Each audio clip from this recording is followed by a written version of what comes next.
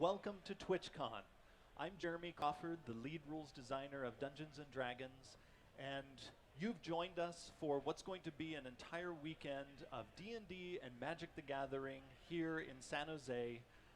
Today, we're going to start the weekend with playing some D&D. I'm joined here by 5 fabulous players, and we're going to dive into an adventure in the grim, underdark city of Skullport, a place featured in our upcoming adventure, The Dungeon of the Mad Mage, which comes out actually just in a few weeks. I'm going to ask my fine players to introduce their characters. I have Brandon, Blue Jay, James, Mika, and Ben here. For the rest of the game, though, we're going to be referring to them as their characters. So, going down the line, starting with Brandon, please tell us your character's name and what you look like, and anything else you'd like me as your DM, the other players to know, and our audience to know. I am playing today Emmerich Lancaster. I'm a human warlock. I used to be a prince, so I spend a lot of my time wearing royalty clothing and just being very obnoxious. Also, one of the things is that he really loves magic, and he tries his best to, be a part of the party, but tries to manipulate people to do things for him. Nice. I'm Blue Jay, and I'll be playing Pedra Schick.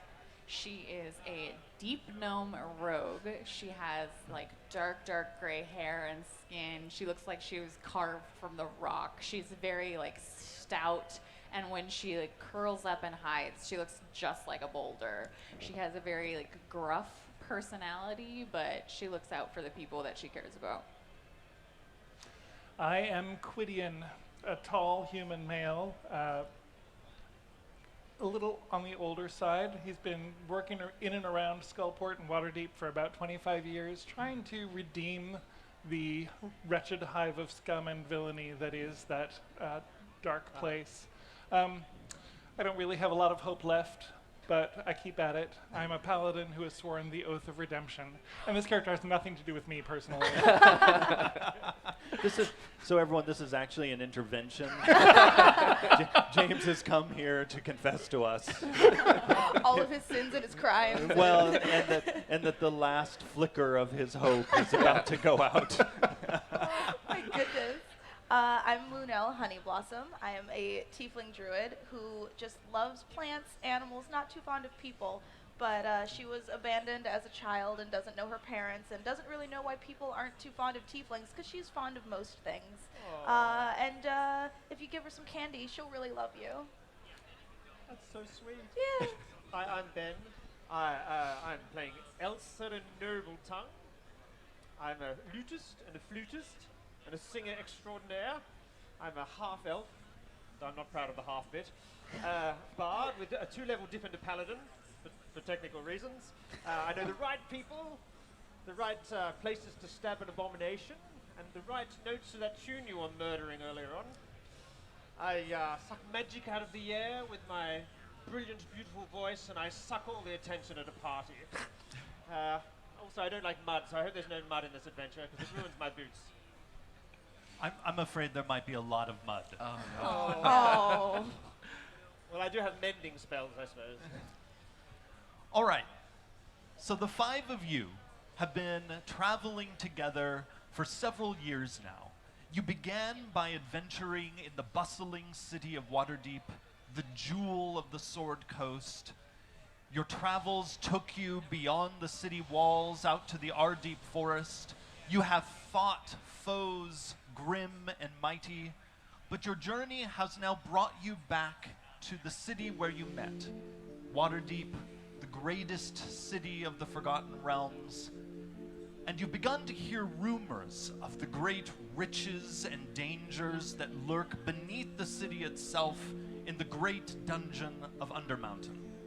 And your friend Quidian, very eager to help, has reminded you something that you knew long before you left the city of Waterdeep, that one of the pathways into Undermountain is from the city of Skullport, a shadowy, bandit-filled place that has often been controlled by drow, dwergar, and other underdark creatures over the years. A city that is beneath Waterdeep, almost like a dark reflection of the city above.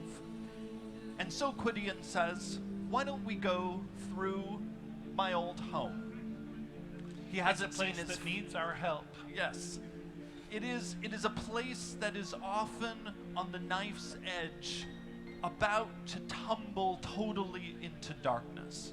The pathways there are perilous, but Gwydion, having lived there for several decades, knows the sea cave to take you through, and so in a rocky rowboat, waves crashing over you, your clothes clinging to you as brine soaks you through. You make it through to the sea caves, past crashed ships. You're certain you hear in one of them the strange singing of a siren, perhaps. But on you go, and you reach a great retaining wall, and several goblins up above it lower down some ropes to you, and they hoist up your boat, up, creak, creak, creak, creak, creak, creak, up to the top of this wall. And you see beyond it this vast cavern. So vast that you think for a moment, how is a space this large underneath the city of Waterdeep above? And you see 100 feet below a river separated from the sea, and you see a massive fortress with torchlight glimmering all over it. You see gargoyles perched up atop it, and you see that one of its great pillars is a massive piece of natural stone. It looks like a huge stalactite and stalagmite have grown together over the centuries. And beyond it, across a bridge, beyond this fortress in the middle of this river with several harbors, you see the bridge that leads to a glimmering city, but grim and ramshackle. And Gwydion, one thing you notice right away as you look at your old home is that many of the buildings are dark. Skullport has always been a dark place, but always lone lights would glimmer inside the various houses, and you can see that easily half of Skullport is now completely dark.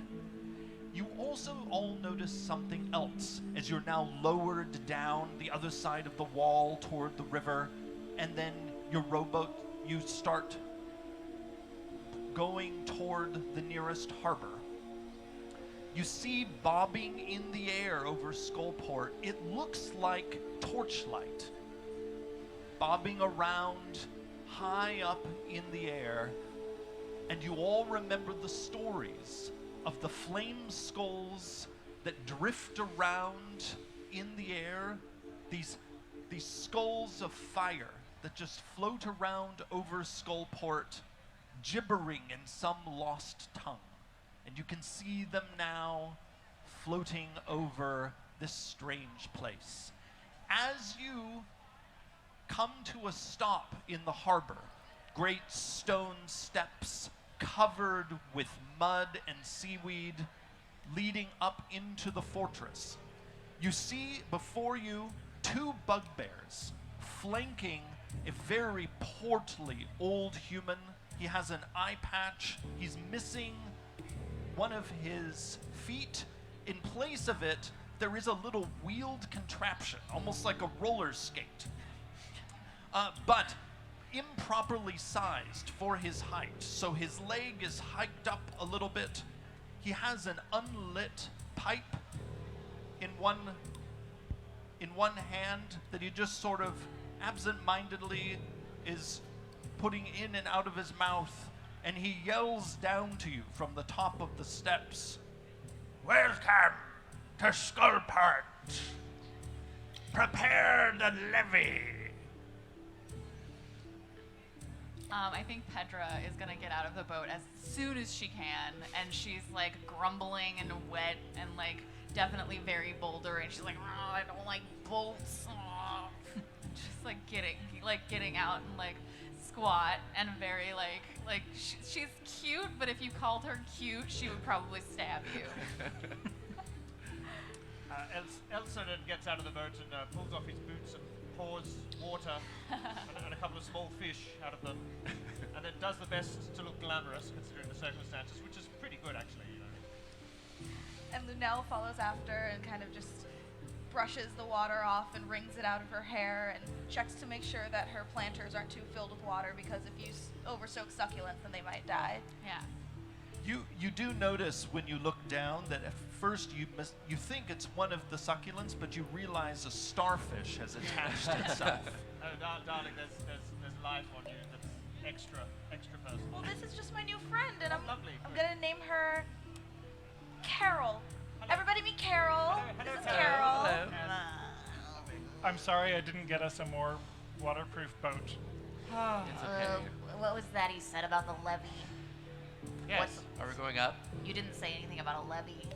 I'm not giving him any of my money. I think we should. As a general rule, it's not wise for us to lead with our swords here. This was your idea. You should pay. Agreed. I'll pay what I can. I don't carry a lot of cash. You will address me as Lord Sagoth.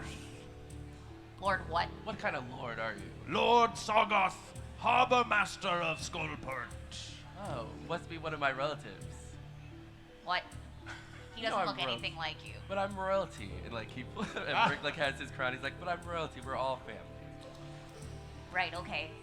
What's this levy you talk about? We, under the auspices of the mighty Xanathar, have undertaken a great beautification project of Skullport.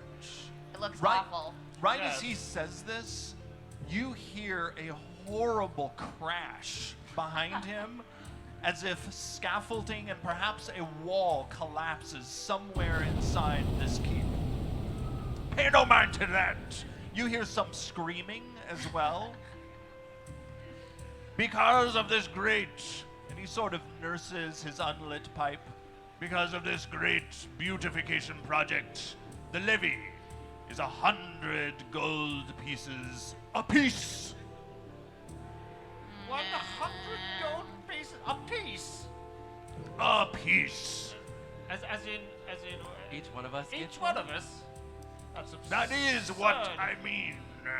And if you insist on asking me questions and complaining without properly addressing me as Lord or Sir will do, I will raise the levy in Lord, increments of 25 pieces of gold. Lord, sir. I refuse to pay on grounds of I don't want to. Can I talk to your manager? I am the manager. Now listen here, sir. I'm sure you know some of my friends, so we can come up with some sort of arrangement. Back in, and I just sort of start spieling on and on about different sort of connections in royalty and the courts of local regions and things. And I can offer you a starfish. Oh, it's a lovely starfish. It's got Lovely a name and starfish. everything. Her name's Carol. You're just gonna let her go like that? Well, Carol means a lot to me. 100 gold pieces a lot to me. Is Carol magical? If you believe she is, she can be. All right. So first off, Elsiren, please give me a charisma persuasion check Yes. I'm good at as that you sort of talk thing. all Oh. about your pedigree. I get a 15 with a All plus right. 6, but yes. 21. No, 15. Just yes. 9 plus 6. All right. Yeah. I keep going. Can I take the hide action? I'm gonna hide behind what's your name? Emmerich, yeah. Emmerich's legs. Like, You, pull up. you can try. All right. And you also all notice that the gargoyles perched high up on Yeah. the keep walls are peering down at this interaction. Oh, hello. That's not great. Oh, no. I get a 10. Did you lose something down around his feet? My shoe's untied, and her shoes don't have ties.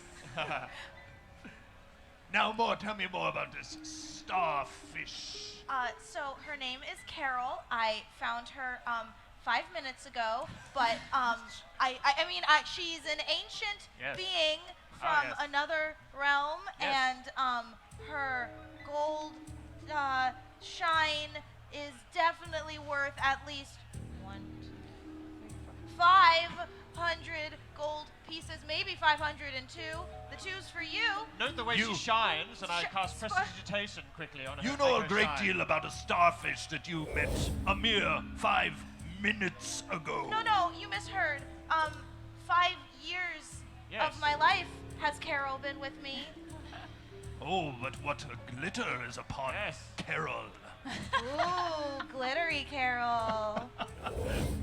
All right, go ahead and give me a.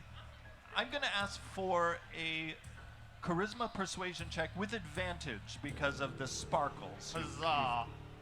Ooh, 19 and 8. Okay, I'm going to take the 19. So 19. This does seem to be a most mystical, starry fish. Bring it forth, flowery creature. Tinkers over and places Carol gently into his hand. Oh, such a fine sparkle.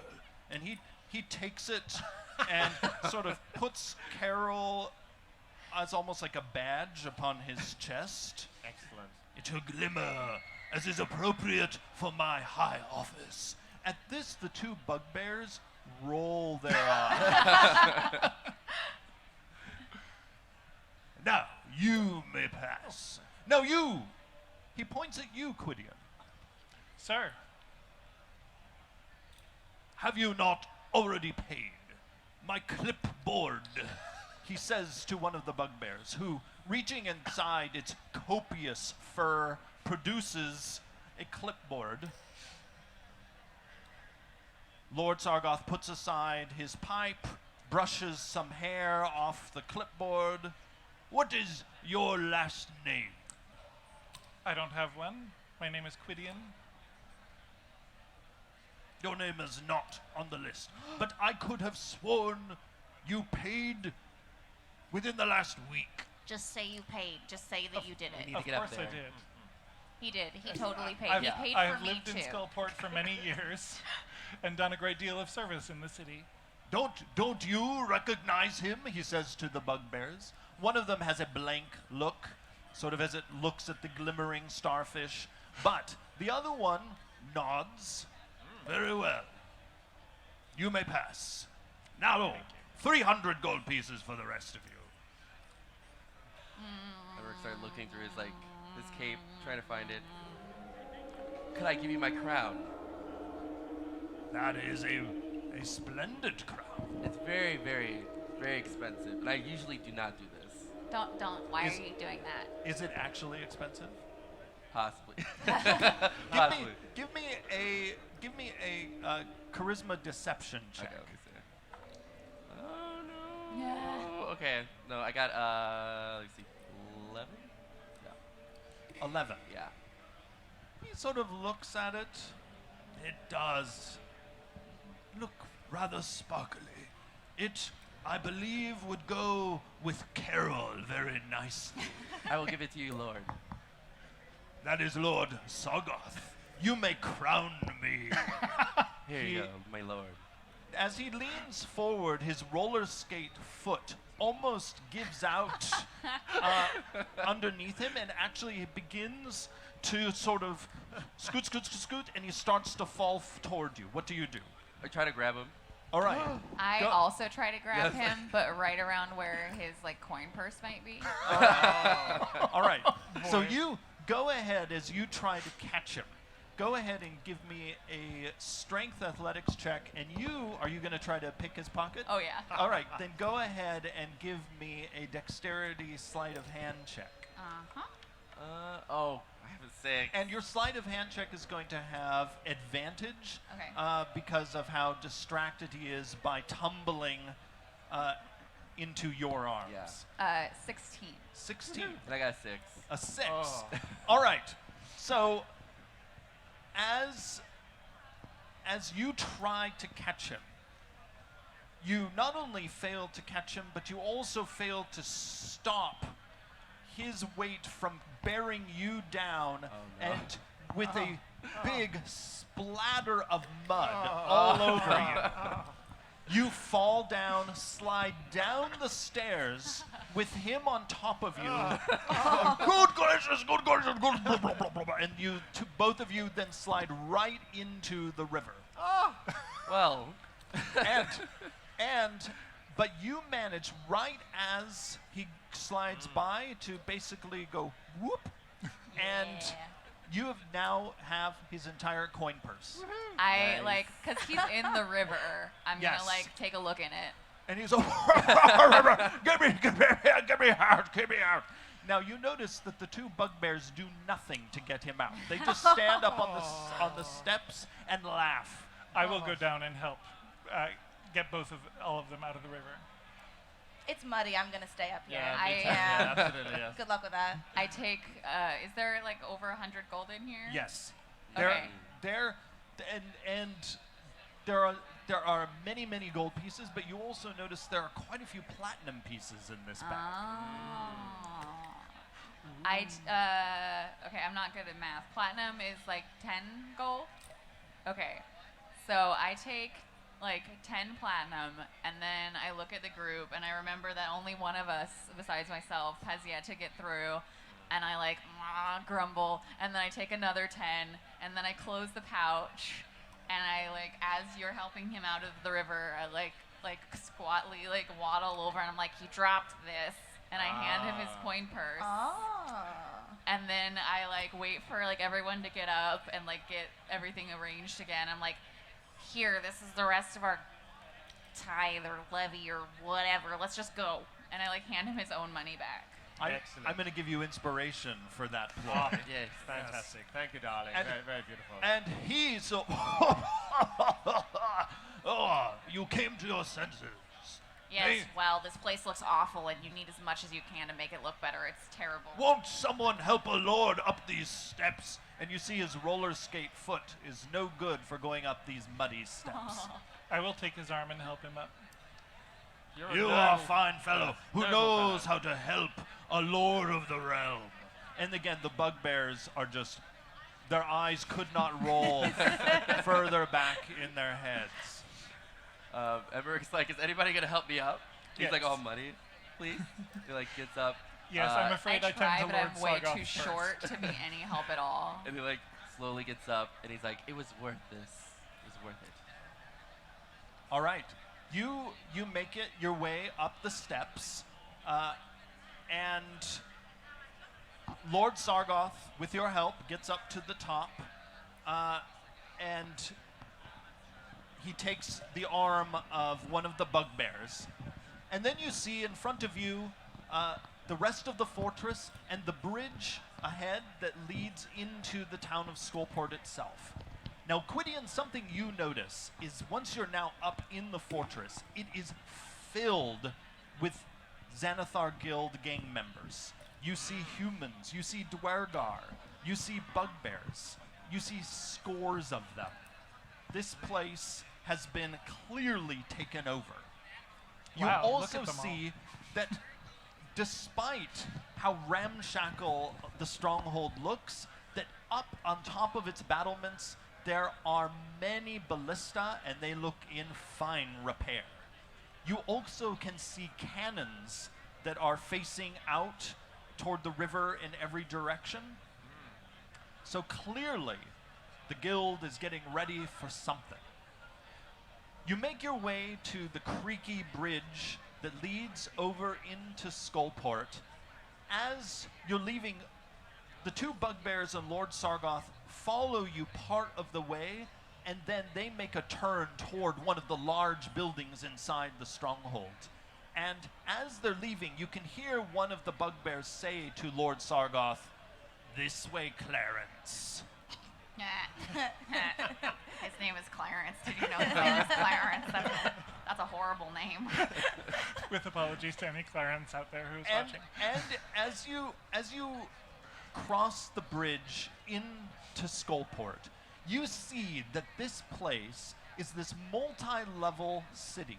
There's a street level in front of you with dark buildings, mostly with sharp sloped roofs, but you can see that the upper levels of the city have various catwalks, and again, most of it is dark, other than occasional glimmering lights inside the different buildings, and then those strange bobbing skulls, one of which suddenly swoops by you a mere 30 feet away from you.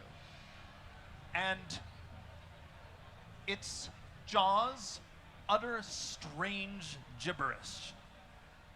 Habada, hubada, habada. And then it just flies right by. Have you ever seen one of those before? Yes. How much do you think they're worth? Don't. Oh. I thought you said this city was going to be glorious and I said no place. such thing. You didn't? I'm sure I heard you say it would be a place of comfort and good food and dryness. Yeah, I heard that too. That was a lie. Yeah. That we lied to you. We knew that you wouldn't come otherwise. Oh, goodness me. Pedra, Yeah. with your high passive perception, you notice something that the others do not. In this large town square, which Quidian remembers once was a bustling market, it's dead now. Papers sort of blow by from the air that gets pushed in through the sea caves. You can all smell brine not only coming from the cave, but also still all over yourselves. You feel damp, and as that air hits you, you all shiver a little bit. In this dead town square, you notice over by one of the lone glimmering lights, there is a shop window with mannequins in it, and the front one is Quidian.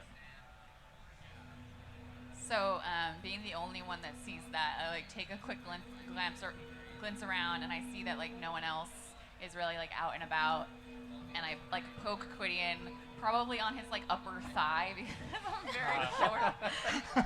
Hey, are you famous? Look at that. It looks just like you. You never told me you were famous. That is surprising to me. Quidian, it is you. I like move over to get closer to it to like But- study it and compare. So as you go up to the window, you see that inside there are 3 human mannequins standing in the window. The one of Quidian looks like Quidian in every respect. I mean, I look a lot like a mannequin anyway. Blank expression. Yes. Dead inside. That's right, Yes, yeah. yes, yes. 2 things. It is much more finely dressed than you normally dress Quidian. It Yeah. is not armored, has no weapons. Also, its skin is quite pale, but the mannequin has sort of like a blush has been applied to the cheeks, a little bit of rose color to the lips, some eyeshadow, and as you're looking at it, it blinks. Oh. So we've all noticed this now. You all see this. Why Goodness don't you me. dress like that? You could Yes. almost be described as handsome if you Yes. dress like, oh my god, it blinked. Do you have a twin? Do you have a brother? I do have Hel- a brother. hello. I tap on the but glass. not a twin. Hello? Does it respond? All 3 of the mannequins sort of go, Ah! This is probably magical. I'm sure it's nothing to worry about. It's an And- interesting way of displaying clothes. Though. They're very and you attractive. notice I'd like to leave. You notice that also their arms move up in a very non-mannequin-like way, but their eyes are very glassy, and they sort of paw at the glass. Oh. And at this point, Lunel wow. moves very far away from this man because she does not trust him. I what move kind closer of to the glass. I'm fascinated. You can see beyond that there is a counter and it looks like it's been set up as a little sitting area inside with a jack-o'-lantern in the center with candlelight coming from it. You see an old woman seated in a chair by this jack-o'-lantern, and around her there is a ring of these mannequins. Oh, there's someone in there. I would like to go inside. Yeah, Yes, let's go is it open? inside. All right, when you open the door, there is a bell sound, not the little ring-a-ling-ling that you would hear typically going into some shops. Instead, it is a gong like you would hear from a bell tower, and the figure seated by the jack-o'-lantern says, By the gods, I've got to get that spell fixed. It lends a certain stately air to the place, I must say. We brought you a new mannequin. No, I'm curious about the mannequin in your window. So with her face underlit by the jack-o'-lantern light, you see that this old woman has a long pointed nose. She's wearing a greenish cloak over a black dress, and the dress and the cloak have little barnacles on them, and you see something moving on her shoulders, and you realize that her shoulders are covered, amid the barnacles, are covered by snails. I would like to use divine sense. Yes, me too. All right, as the two of you allow your magical sense to extend out from yourselves to sense what is around you and whether there are any fiends or undead or celestials around you, you both immediately, and the rest of you notice the two of them sort of jolt for a moment as the two of you realize that you are surrounded by undead. That all of the mannequins around you are undead. I have a special signal for the party when this situation arises. It looks like this. But you do not get any such reading off of the old woman. Ah, good. That's fine then. Sorry, my friends are being very rude. I'm Petra. This is Quinlan. The rest of them, I don't even. We're here. We're here because he looks like your mannequin. Yes. It's a remarkable resemblance. Excellent work. Do you sell those? I would love to have 2 of him. Yes, do they come in scale? You know, very small. She squints at you. Well, I'll be. I do already have a copy of you. You are my latest acquisition there in the window. Although I must say, you're a bit more weathered than the other copy was. What do you mean acquisition? Yes. How many Well, copies? are you interested in my merchandise? And as she waves her fingers, you see she has long nails. And on every other finger, you can see near the base of her nails, she actually has those little snails. And then she even looks for a moment at one of the snails and she says, Shh, I'm talking to customers. Now, here, I am happy to sell any of the models you see here. They are perfect for setting off traps if you are headed into Undermount. That's right. He's perfect for setting off traps as well. Very, very rough. You know. What do you think? Do you want another one of you? I don't. I'm Oh. curious where you acquired this one. Oh yes, that's a good point. And can we change their clothes? I want those clothes on him. Are the clothes for sale? You would have to buy that model. All of the attire and anything else in pockets or crevices are a part of the purchase. How much are you willing to sell this for? We're not buying. The real question is, how much It would you also- buy a second one It for? also comes pups with a very fine leash. And she reaches down beside herself, and she yanks. You see that actually there are several long ropes near her, and she yanks on some, and several of the undead behind her are sort of pulled forward a bit. So do we recognize what kind of undead they are? I mean, They look like very well-kept zombies. zombies. Oh, okay. Hooray! Well, this is pretty evil, and it's like making my want to stab evil things alarms go off. No, but really, like, where did you get this guy? Yes, by what means, by what arcane means did you create these beautiful replicas? Oh, they are brought to me if there are Oh. very fine specimens, when those who have shuffled off this mortal coil no longer need their flesh. They are brought here to me, and I and my little friends, and as she says this, all the little snails, a little squeal comes from all the snails. We make them fit for sale and for service. Question. He has a mortal coil, so Yeah. I'm confused. Yeah. Oh, yes, yes. I have no use for the living. So, where did this one shuffle off? Do you know? He was brought to me by those poops over in the keep. Those Xanathar fools. So I'm sorry, he looked like this when he came to you? Oh, he had some bruises. A little bit of blackening. They say he drowned.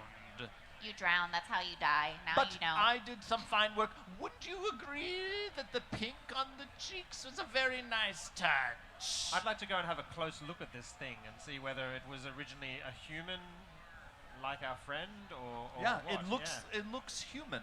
Yeah. And So it really does look like someone who was actually in appearance exactly the same as. and Quidian, as you look at him and his clothes, you realize he looks very much like your twin brother. You had a twin? We didn't know this.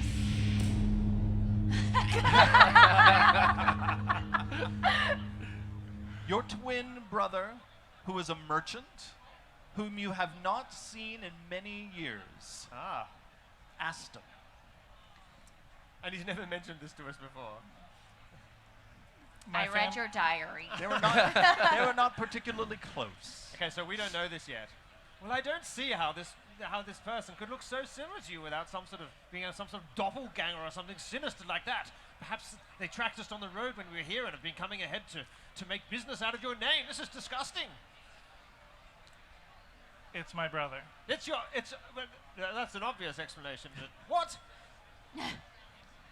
You never Wait. mentioned a brother. You didn't mention he died. I had no idea. We've been traveling together for 7 years, and Yes. you've never once talked about your brother. We even played that card game where we told secrets about each other and things like that.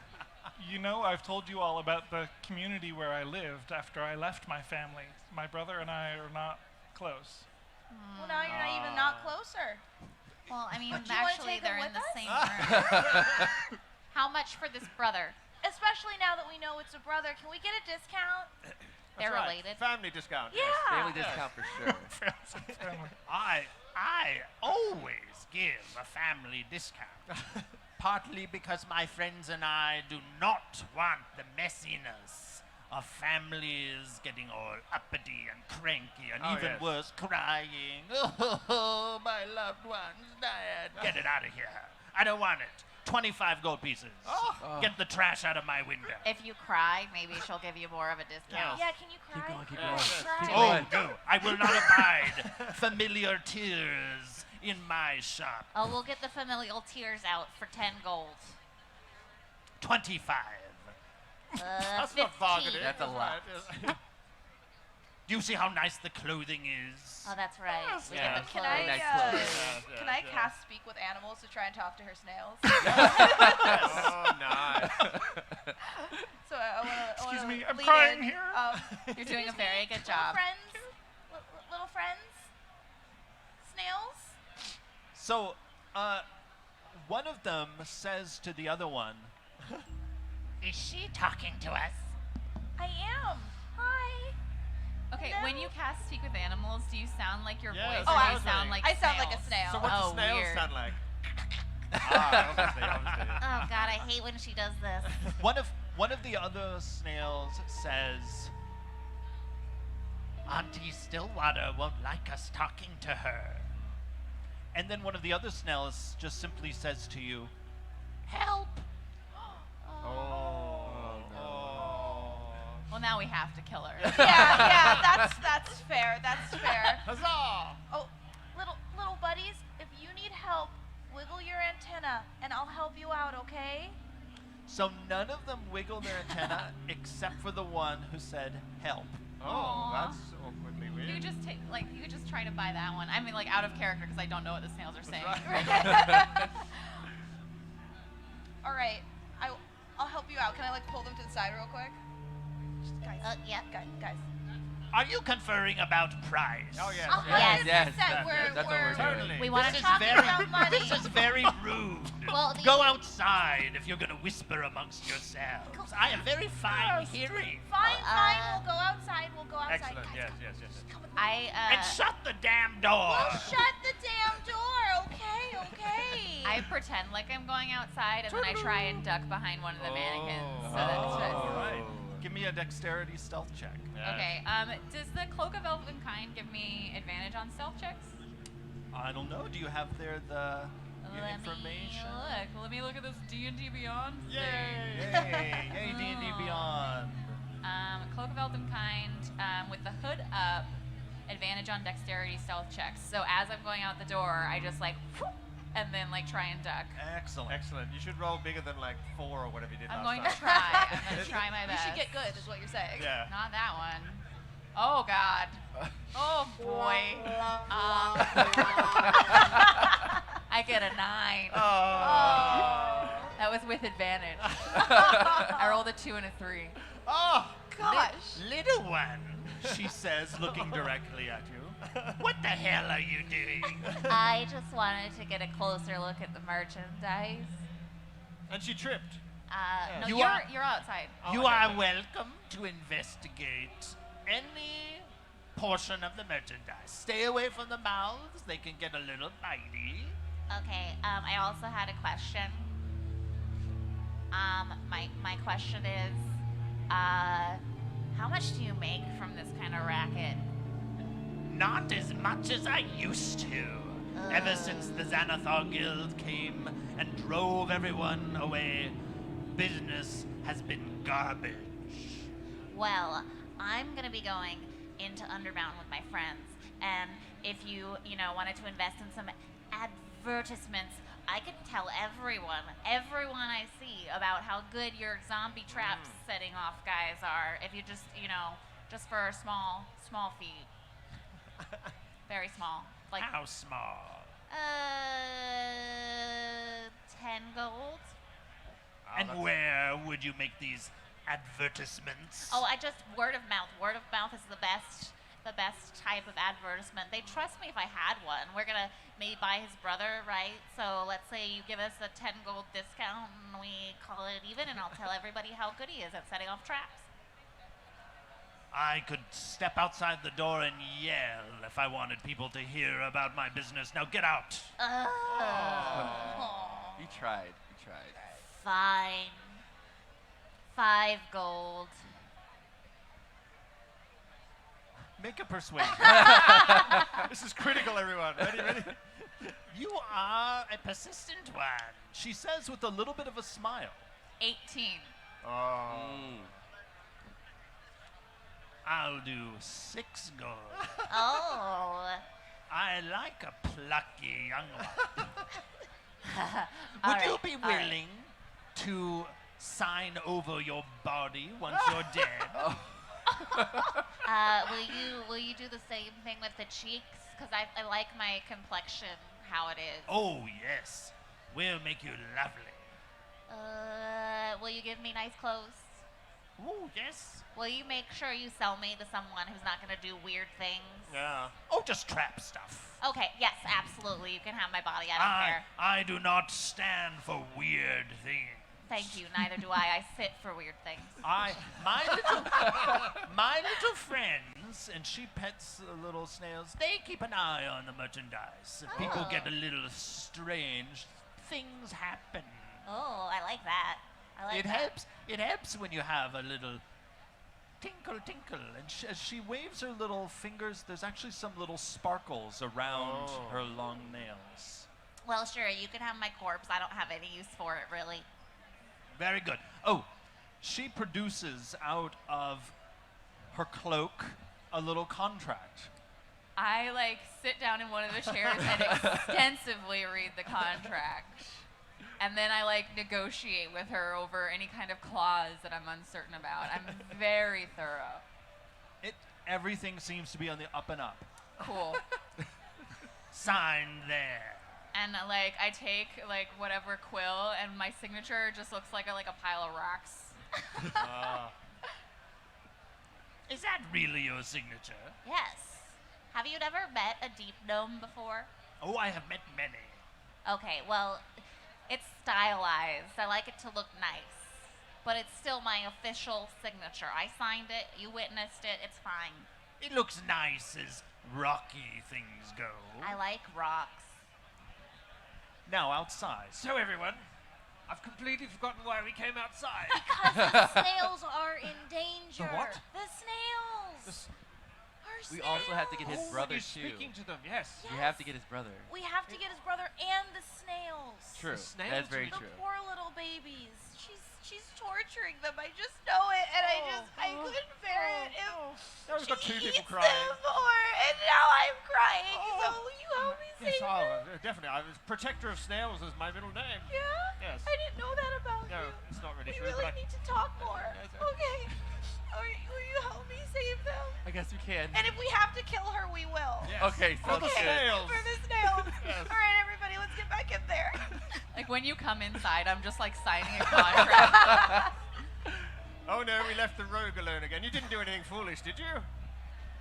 Depends on what you define as foolish. Probably most of the things you do in general. Then yes, Okay. but it's fine. It's fine. We got this guy, and I like yank on the chain. Oh, like, excellent. She did it. See, everything's fine. Wait, Excellent. before we go, how many of those snails do you really need, scary lady? Do you find me scary? And at this, she looks sort of excited. She holds up her claws. Yes. I mean, no. Ooh. I haven't been complimented in a long time.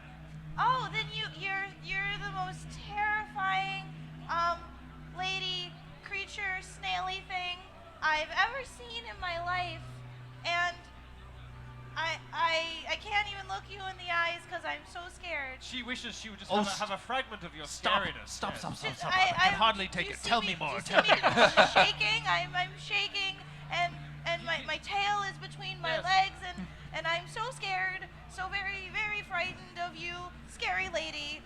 Are you actually scared of her? No. You're not. Do you Then know give what? me, If then you give me a charisma deception check. If you could just have one single of her snails, you could look as scary as she did. Absolutely. imagine Scary, that. the most frightening. Oh, 9.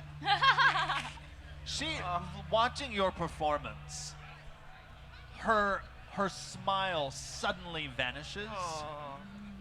and she says, "Nobody bullshits me." I'm not bullshitting. Do you not see how the tail between the legs? Yes. And if only, like you said, I had one of that specific snail right there with the spot on his shell. The I one, could, one frantically waving its the one antenna. frantically waving. I could be as scary as you, your terrifyingness. You're really no good at this. You should just tell her you want the snail. Can I just have a snail, please? And why do you want one of my snails? Because I think that we would make great friends. Yes. Yes. What will you give me? You want this particular one? Right What there. will you give me for it? Be careful with your answer. You could sign away your dead body. Oh. I don't have any tieflings. You don't need it when you're dead. But what if I do? You'll be dead. Huh. I mean, will you take care of my horns? Oh, I will make them splendid. Although I won't have all the Did you disgusting see what she did flowers. with that guy? He looks better than he's ever looked in life. But she said she'd get rid of my flowers. Well, it is the Undermountain. Can I just keep one butterfly? Yes.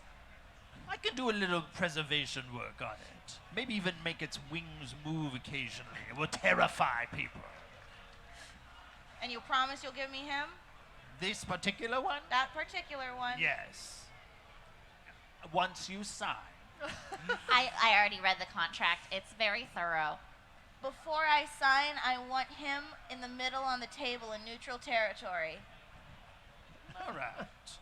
She, taking one of her long claws, plucks that snail up and places it gently down on the table, right next to the jack-o'-lantern.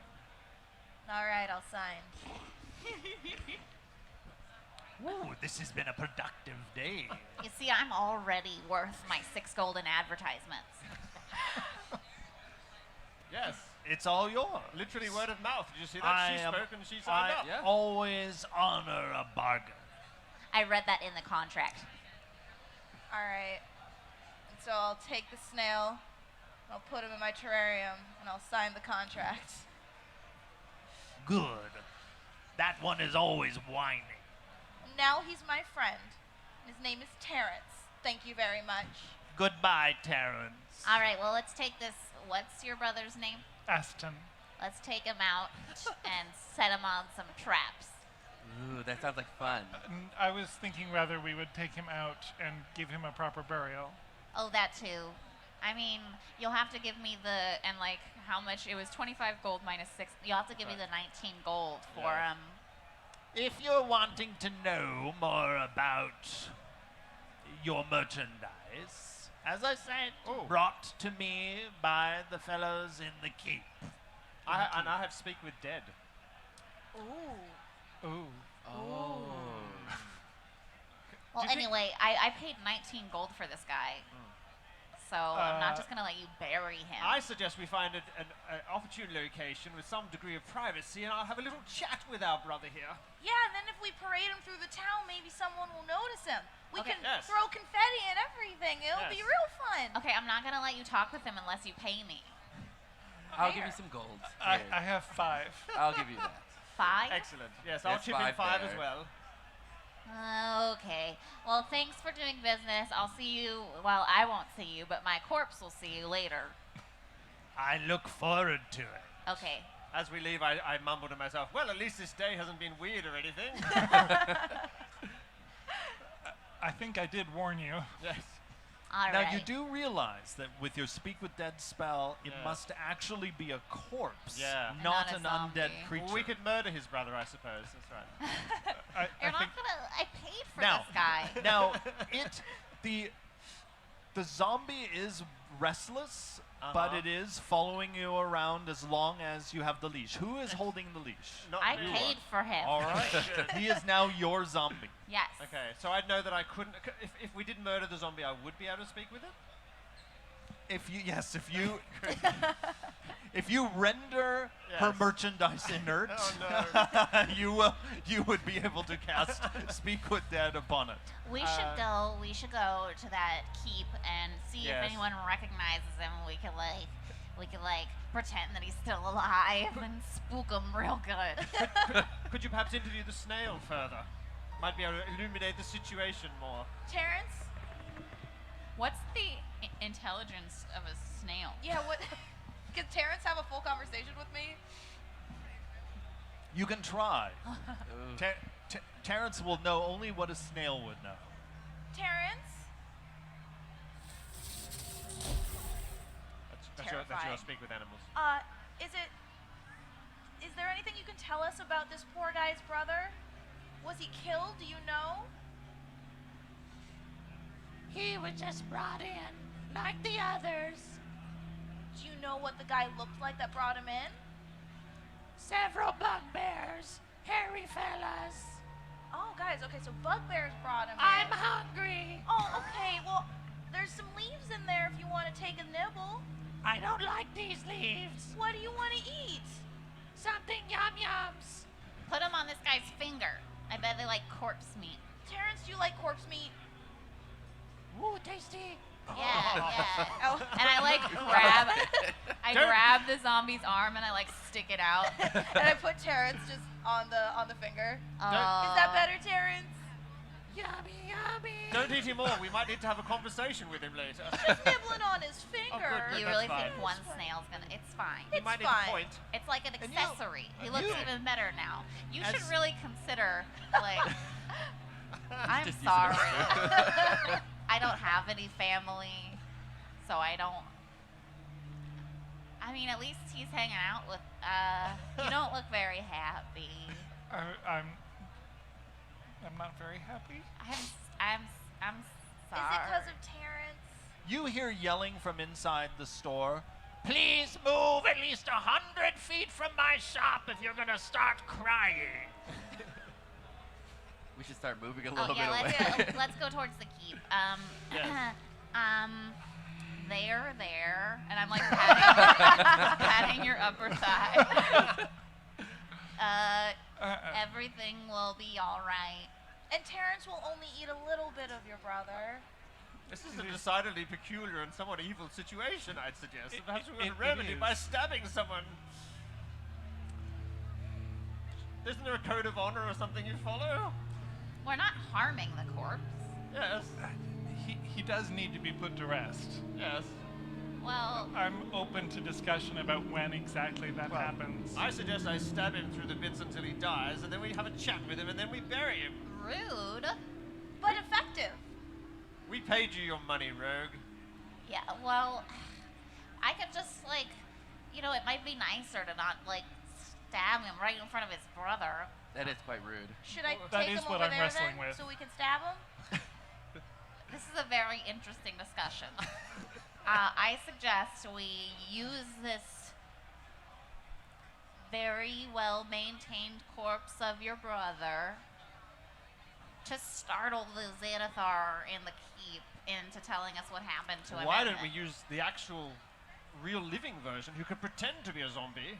Oh, you want to change clothes with your brother? Yes! Oh, that's That an wouldn't be excellent creepy idea. at all! No. I think what I want to do is smite my brother. Yes. I'm gonna Yes. Smite your brother. I'm gonna smite him.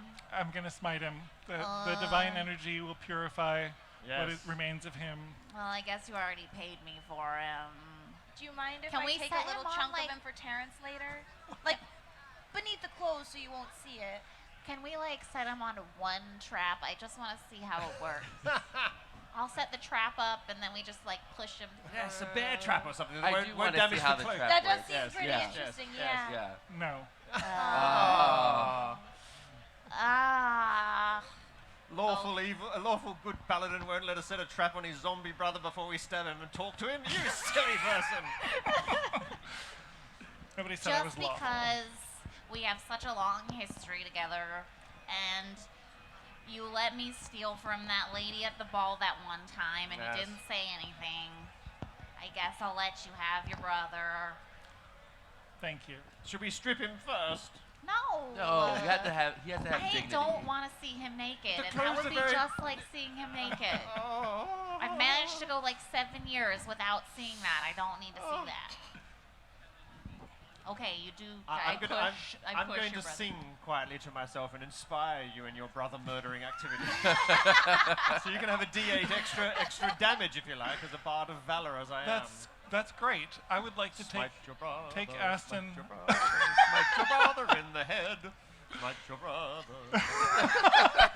Smite your brother till he's dead. Somehow I'm not feeling very Thank you, inspired. thank you, thank you.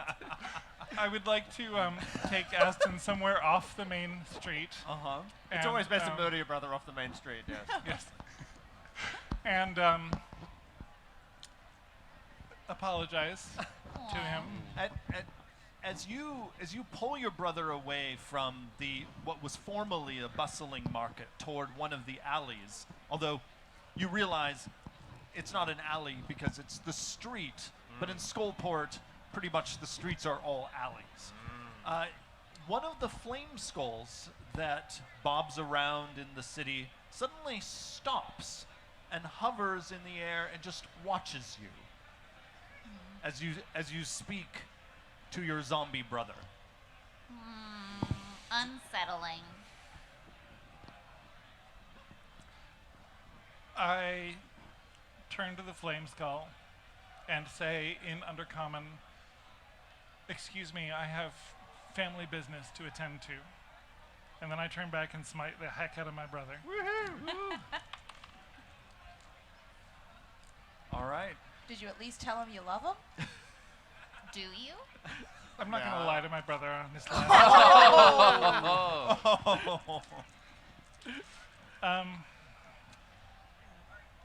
Okay, I'm going to make an attack roll. It's a 12. You hit. I'm using a second level spell slot to smite him. Oh. 20 damage.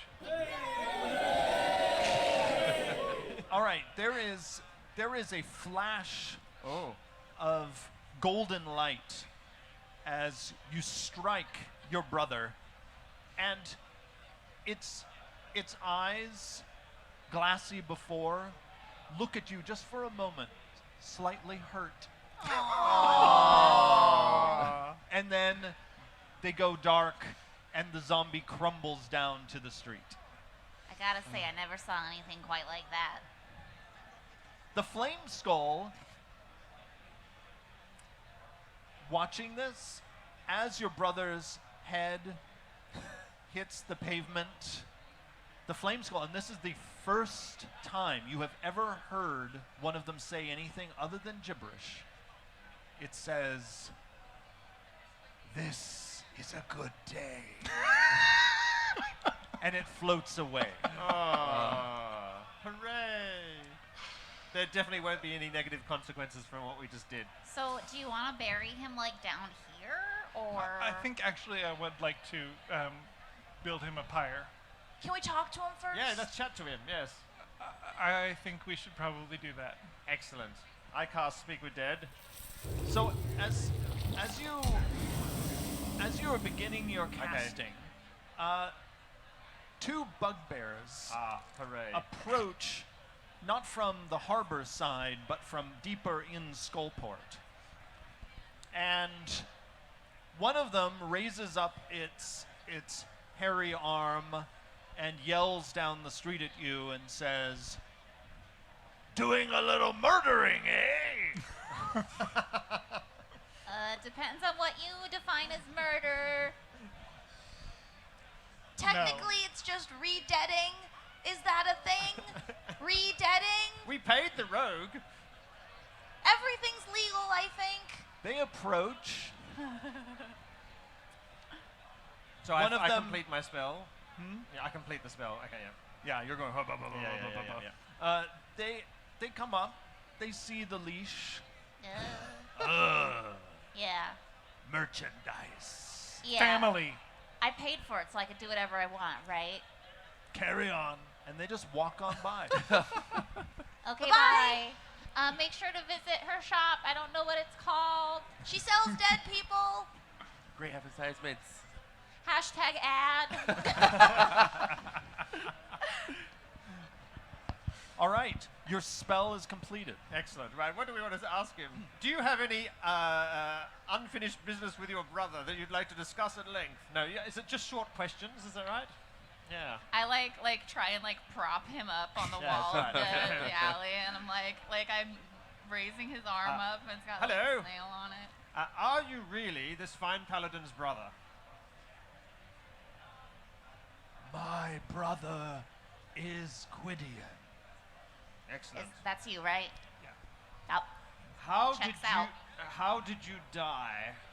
And remember, you get Yes, 5 questions. 5 questions. Okay, yes. So don't waste them. Okay. Should I ask him how he died? Yes. Yes. Okay. How did you die? A strange figure in a black cloak. The apothecary gave me medicine to drink, and then no more. Aha. Your brother was an idiot. Can you ask him, does he know why he was killed? Yes. Okay, is that good? Yes. So he died by drinking something. Drinking actual Jeremy. poison. Excellent. My paladin in where- Jeremy's where? other campaign is always getting stuff in his mouth. That's not weird. Do you know why? Do you know why you were killed? And where probably is Yeah, important. why Okay. and where? Do you know why you were killed? Sorry. Tell us, why were you killed? That was my third question, not the other one. I do not know. I was beaten for money. Then I was given some medicine because I was coughing too much. Maybe he was already They did dying. not want me to die. Ah. And then I died. Well, that Excellent. seems counterproductive. Yes, it does. Yeah. I think they were probably lying about the medicine for the coughing thing. That makes sense. Yeah. Where? Where did this unfortunate turn of events take place? At the Flagon and the Dragon. It rhymes. It does. And Quidian, you know that is the name of an inn in Skullport. Excellent. It's quite obviously an inn. Definitely. A tavern, rather. A tavern, yes. What, is there anything else we should ask How him? long ago did it happen? Oh. How long ago? Okay, do you think that's the most Can important zombies question? tell time? We can't ask him about whether Oh, he loves his brother. wait. Don't ask him how long ago. I could try and make a Oh, yes. check of some kind. I could see if I know how a corpse is decayed. Yes. Go ahead and make an intelligence medicine check. Okay, with intelligence? Don't Yes. take too long though. This spell doesn't last all Alright. day. 5. I got a 5. Did you know on those things there are ones with 2 numbers? You should use those ones, like 11 and 17 and things. So as You you come over here and try it. Okay, yeah. I'll stick to mine. as you examine the corpse, trying to determine how long ago he was killed the first time, you find yourself distracted by the amazingly fine makeup job that the old woman and the snails did. Yeah. So I'm poking at his flesh, trying to be how oh, this is actually so soft. Did she moisturize him? Oh man, I'm But so looking forward to dying now. As you press, if you press enough, there starts to be some moisture, Ew. and where the wound where Quidian struck, a little hermit crab actually pops out. Oh. And then there is sort of a flowing sound as then it looks like seawater then pours out of the zombie. Some seaweed comes out. Another starfish, much smaller though than Carol rather. And then the zombie basically deflates. I've seen you get hit before, and you didn't do that. No. I assume that was the magic that brought him back. Could you do me a favor and rifle through his pockets? Sure, for you. So my last question's gone. My last question's gone. I've lost the question. Because he's deflated or completely or? So the corpse's mouth is still present, and that's all you fantastic. need for your spell to work. Wonderful. Excellent. Do we want to ask But him it is how long? now it's like a deflated balloon, but Okay, there excellent. is a mouth. Okay. Like a flat Stanley. That's weird. So as he deflates, I say, "Do you love your brother?" That's not a nice What? question. Sorry, what? Sorry, what? We need to know more about him. Do you have any additional information? I loved my brother, and it always broke my heart that he didn't love me back. He says this as I'm rummaging through his pocket. and as the deflated zombie says that, your spell ends. Well, that was upsetting. What did I find in his pocket? The pockets have been emptied. Okay. Other than inside, you find a ring of dried seaweed that has been twined together, and in it there is spotted in it a bunch of fish eggs, and then a single fish eye. And the eye turns and looks at you. Oh, wow. We didn't do anything weird. I'm so sorry. This was like very low level weird. Please don't hex me. One of the little eggs bursts. Was that? And I need you to make a Constitution saving throw. Oh my God. As some of it splatters on your hand. Okay. Yeah, I can do that for sure. Big roll. This would be a time for a big roll. The time is now. I give you a +3 bonus. Oh, you do? Yay! Okay, well then it's a 16. All right. Hooray! So this liquid that bursts out of the fish egg, it actually causes your fingers to sting. And you all notice that these two fingers on your left hand, they begin to turn a kind of greenish gray. But your Constitution saving throw was good enough that you were able to shake it off and your normal color starts to return. But you do take 3 poison damage 3 poison damage. Okay. in the process. Wow. What filthy Ow! thing Ow, is this? my hand. I I have need sort of that. quite an extensive knowledge of local history and everything. And is it sort of ringing any bells? What manner of beast this is? You're welcome to make an Intelligence Arcana check. A 3 plus a 3 equals a 6 generally. How about you roll in the You- double digits? Oh! Snap! Totally fair. All you can confirm is this is really strange. Yeah, I'm picking that up. So why don't we go visit that dragon flagon Yeah. wagon? Yes.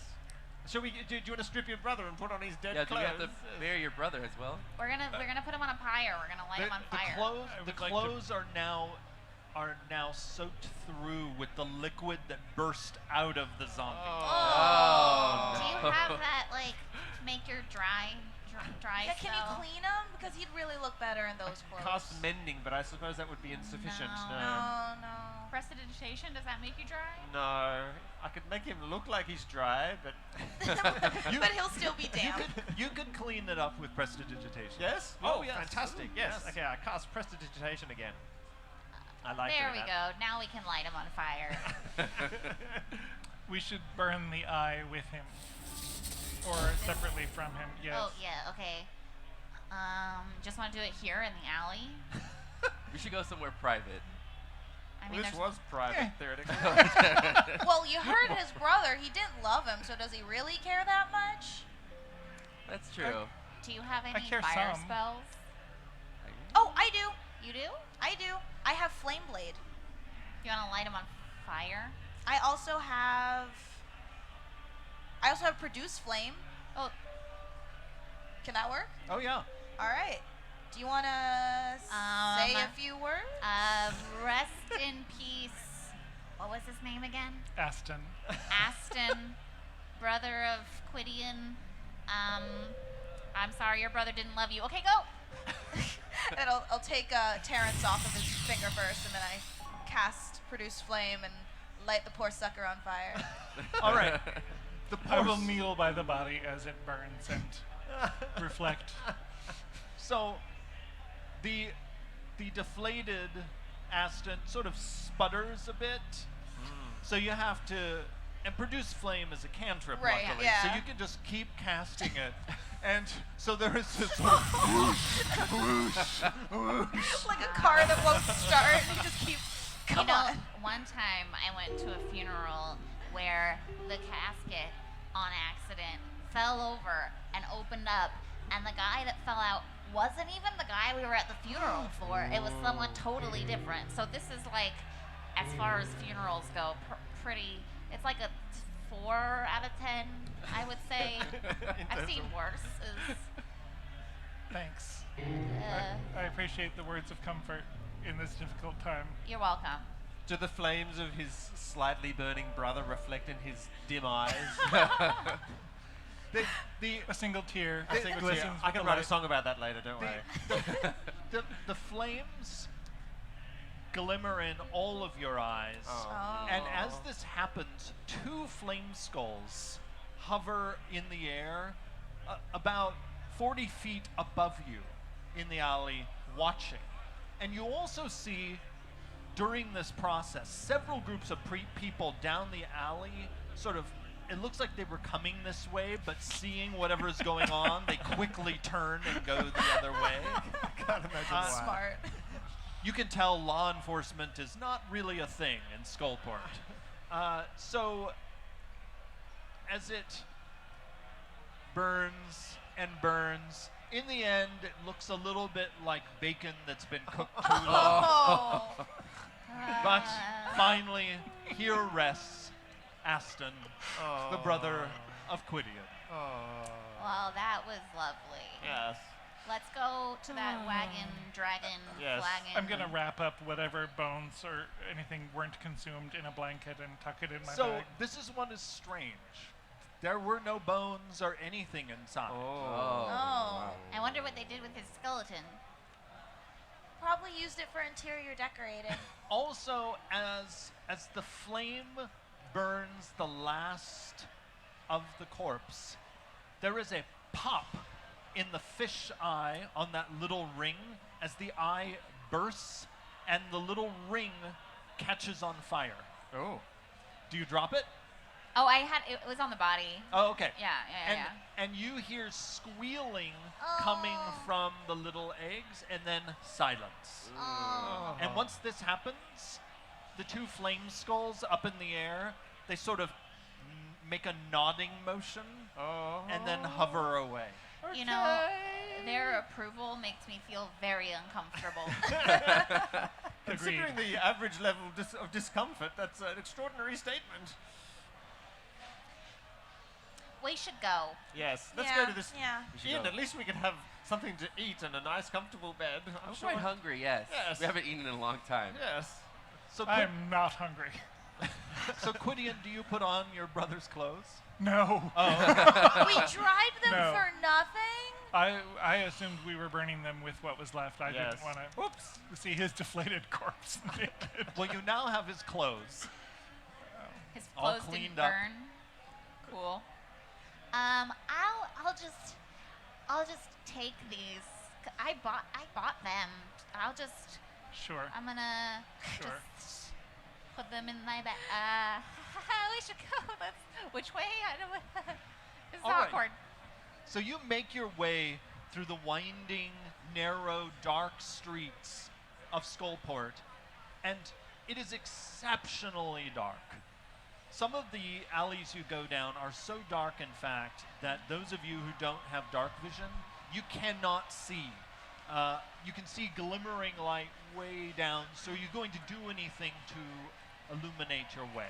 I put on my goggles that give me this bizarre owl-like appearance with their translucent green lenses, and I can see just fine out to a distance of 60 feet. I hold your hand. Yeah, I was going to start stumbling. But Yeah. We're going to hold each other's hand. and Oh just my keep walking. God. All right. Walking like this. Humans, I swear.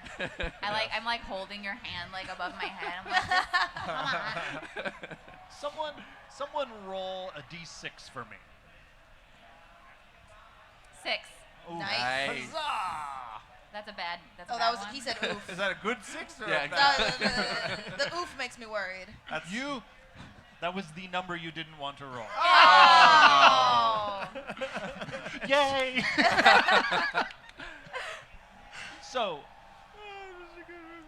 up to your left as you're walking down this pitch dark alley toward the tavern, which Quidian, you remember where it is. You hear a voice. Who's up in front? Probably me leading the Yes. way. All right. I'm second.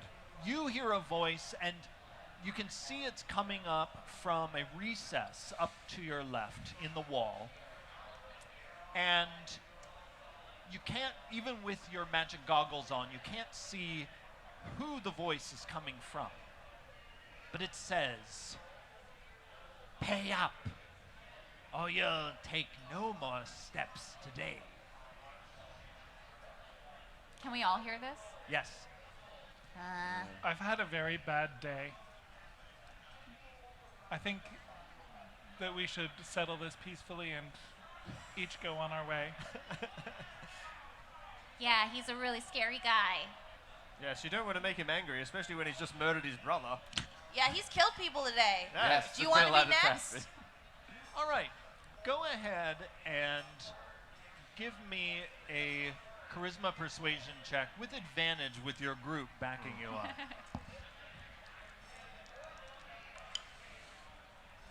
23. Whoa.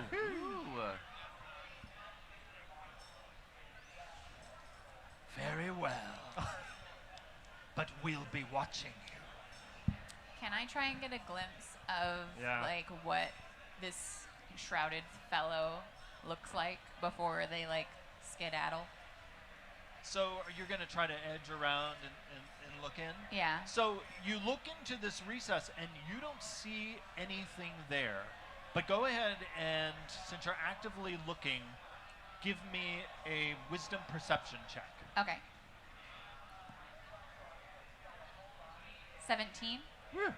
That's the same as your passive, so no, you still do not see what the voice is coming Your passive is 17. Wow. Yeah. I'm a rogue.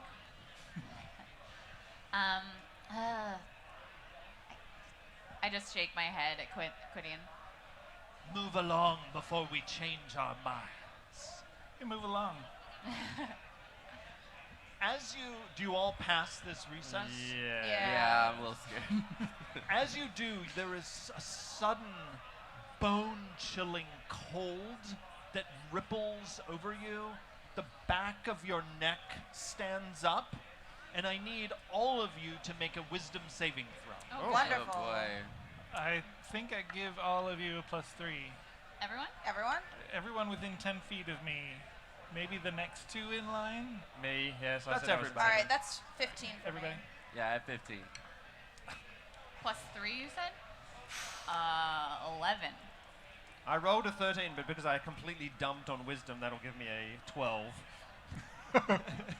You dump stat wisdom? All right.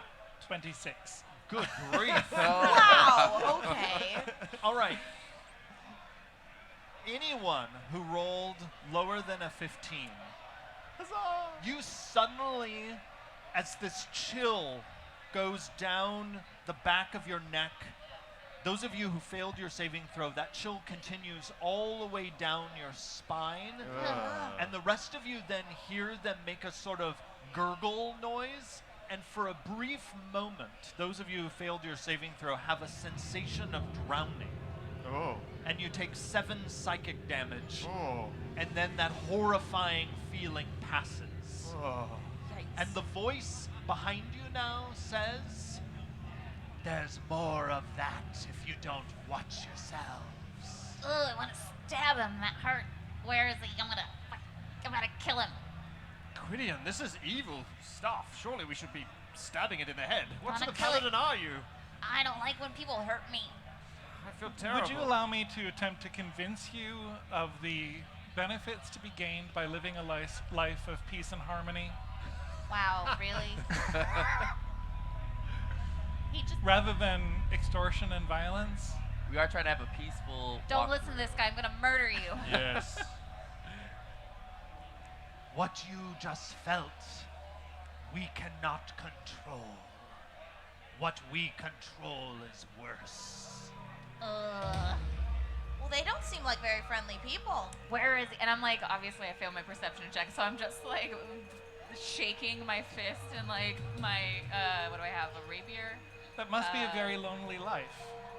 It is lonely at the bottom of the sea. Ugh. I use divine sense. Yes, oh yeah, me too. Yes, duh. I think Where he's- is he?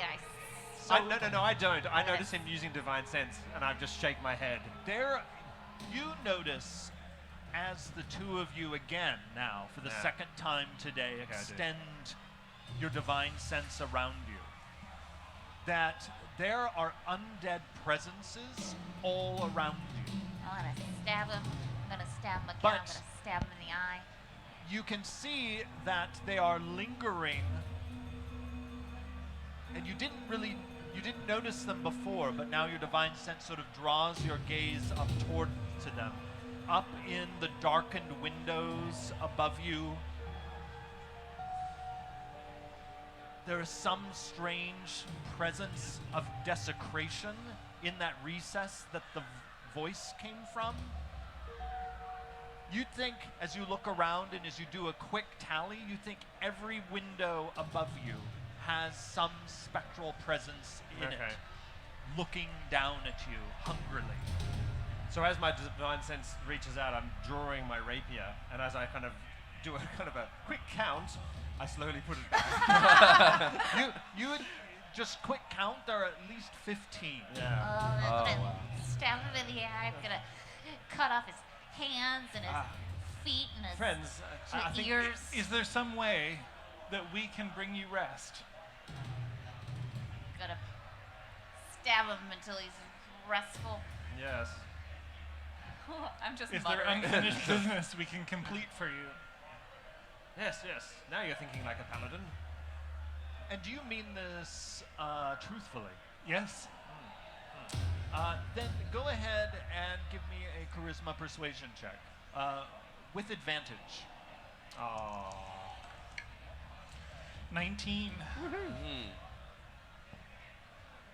From up in the nearest window above street level, you hear a ghostly woman's voice that says, "Find our corpses in the bottom of the river and give us proper burial. And then we shall leave these places that were once our homes." Now we're I very swear by Eldath I will attempt to do that. I'm gonna find their bodies. I'm gonna stab them. I'm gonna stab them. I'm gonna stab them again. And then they all vanish. Oh.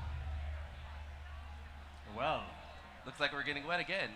yes.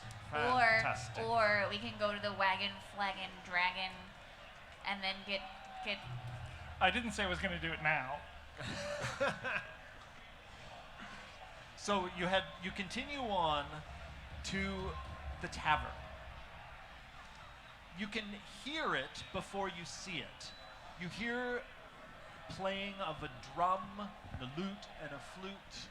A strange, cheery sound in this very dark, grim, and often evil place. You round a corner and you see there that, very literally, there's a sign with a flagon and a dragon upon it. And there is light streaming out into this place. Is it busy? There, it is about midday, and it looks like a tavern in the middle of the night. You hear people laughing, yelling, drinking, and as you go in, you see several serving people. You see a drow woman serving at the bar, and you can see that the crowd's attention is mostly fixed upon this amazing dancer up on a table. There is no stage here. There's a table that has been pushed up against one of the walls. The three musicians are positioned around its base, and this male drow dancer, he is doing various flips and whatnot in place on this table as he dances impeccably to this music. And he is unusually beautiful for this place. And everyone in here has scars, missing teeth, mismatched clothes. He is completely out of place here. His dancer's garb made out of finely woven, it looks like spider webs. And you can see that this motley audience is transfixed by him, and the bartender is watching this sort of with a look of pride in her face. Oh, he's too attractive. This is making me uncomfortable. Meanwhile, Lunel thinks that she sees her future husband up on a table, and she is just absolutely transfixed, blushing. She can't handle herself, giggling like a schoolgirl, and immediately rushes closer to watch. I'm very impressed too, to be frank. I'm gonna go to the bar. I'm there with you. Okay. I need a drink as well. As you- Barkeep. As you approach the bar, the bartender, she finishes helping a half-orc who's standing there.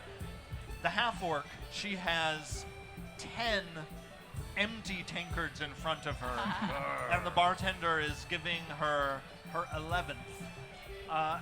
And once doing that, the bartender turns her gaze to you and says, "What's your poison?" I'll have what she's having. And I'm like a third of her size. This is the stoutest stuff I've got. Sure you can handle it? Of course I can. And I like sit up to my full height and I like broaden my shoulders. And I was like, give it to me. I can take it. She pours, and with some of the ale sloshing over, she places it on the counter. I like go to pick it up and like it's bigger than both of my hands, like about like bigger than my head. And I'm like, do you have a straw? She looks at you. I don't need a straw. I put my head to it and start slurping. And as you start to drink, the half-orc, she lets out this mighty belch, and she looks down at you and says, "Excellent." I like try and burp, and it's like a tiny little like. Ugh. Yeah. Same. The bartender, she says, "Thank you. A sign that you like our wares." Yeah. I'd Have like you a ever seen this guy before? He'll have what he had last time. It's been many years, but I do recognize you. But aren't you dead? No. I mean, I mean, the last time I saw you, I said to you, it's been many years, and then you died, and then here you are again, and Have you ever heard of a resurrection spell? oh yes. That's not what's going on here. I used to come here regularly. I've been away from the city for quite some time, but I believe that my twin brother actually was here recently and died, which is why I would like a shot of something dwarven. This is on the house. Thank you. She pulls out a metal shot glass, pours something amber-looking in it, and she says, "This is from my private collection." My twin brother also died.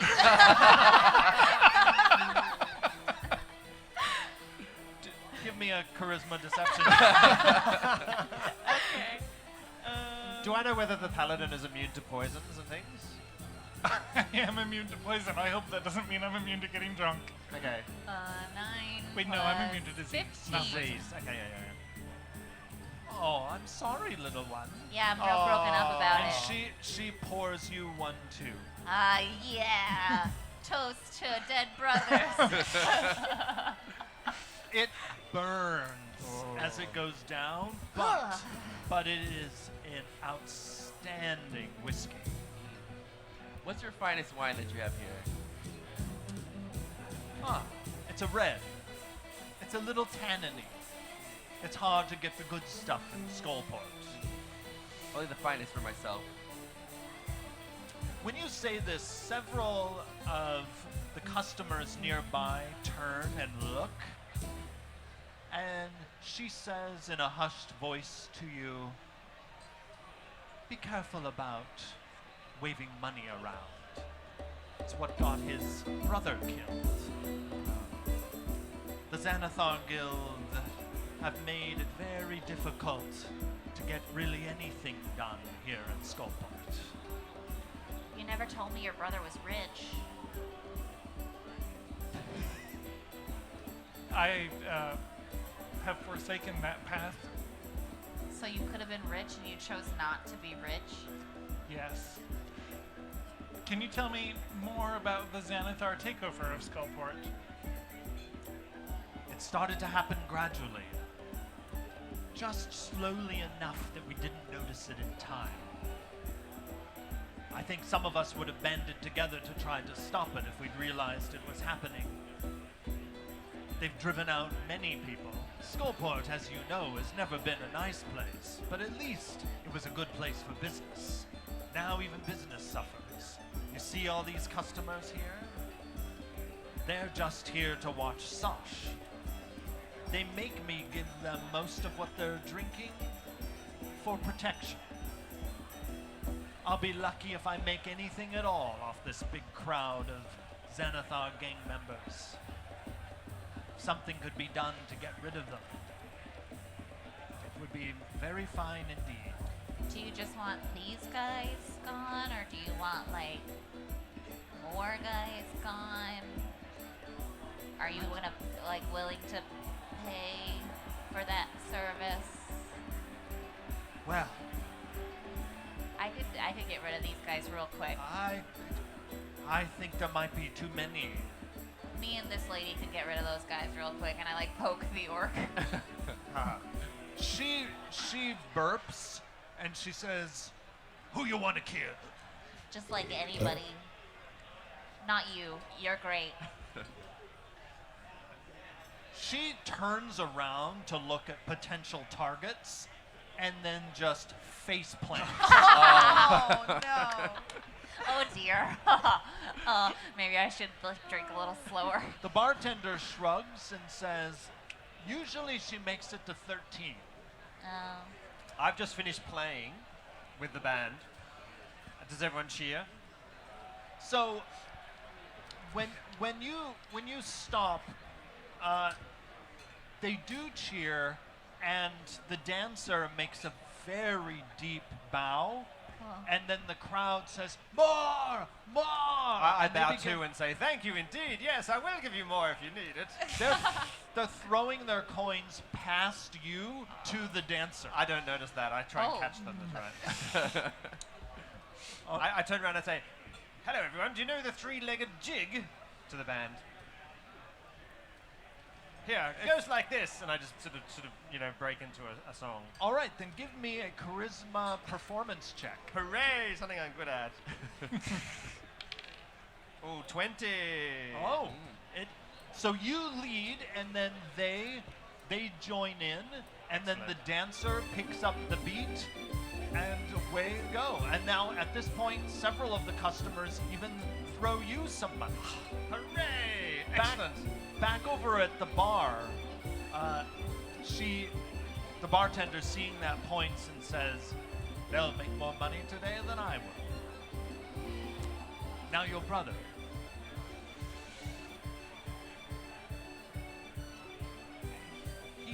They roughed him up because of he was flashing around money. They wanted it, but they were hoping to, I think, keep him alive because he kept talking about some great business. And the Xanathar does love to extort a healthy business. But he started coughing.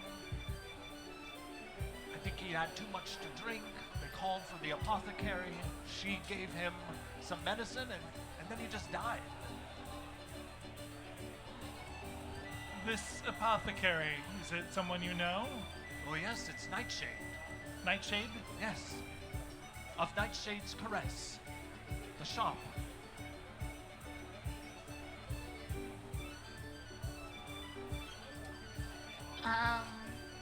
I belch and my beer is like completely empty. I was like, "Can I have another one? You Please. think you can handle another one? Don't judge me." And she's like slurring her words a little bit and weeping like side to Like side. a grabber's like, I think you do one more, at least one more for her. Yeah. something lighter, I think. I call out from in arrest. I say, have we worked out who we're murdering yet? Everybody. Wait, you yelled that out? So all Yes, that was probably not very wise, So- but indeed so I do- do. Oh my God. So No. the entire bar, there's sort of a Why are you squeak like as the music stops.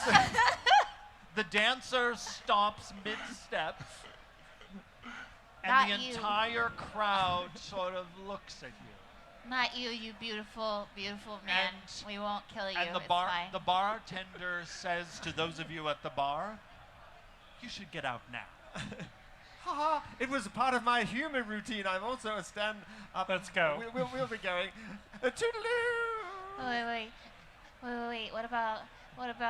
And I'm Let's go. like you're watching the dancer, right? Yes.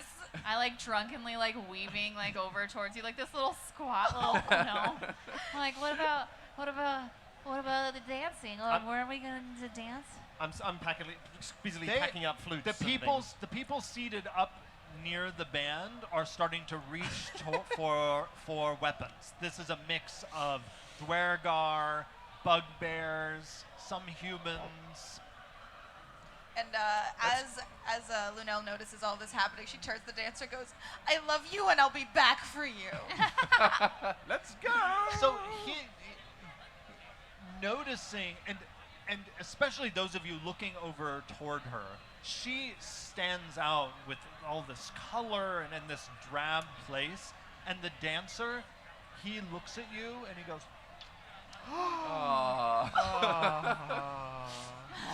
And just heartbroken, but also uplifted, Lunel runs out of the tavern knowing that she can't stay. and he watches you as you leave, and he. Gross. All right, as you get back out on the street, you see a number of the patrons are starting to follow toward the door. What do you do? Sorry about that. Did we actually, in fact, work out where we're going? The apothecary. The apothecary. Excellent. Yes. Well, we should go because they want to kill us. Yes. Lead Very good. onward. Do I know where this apothecary is? Nightshade's Caress? You do.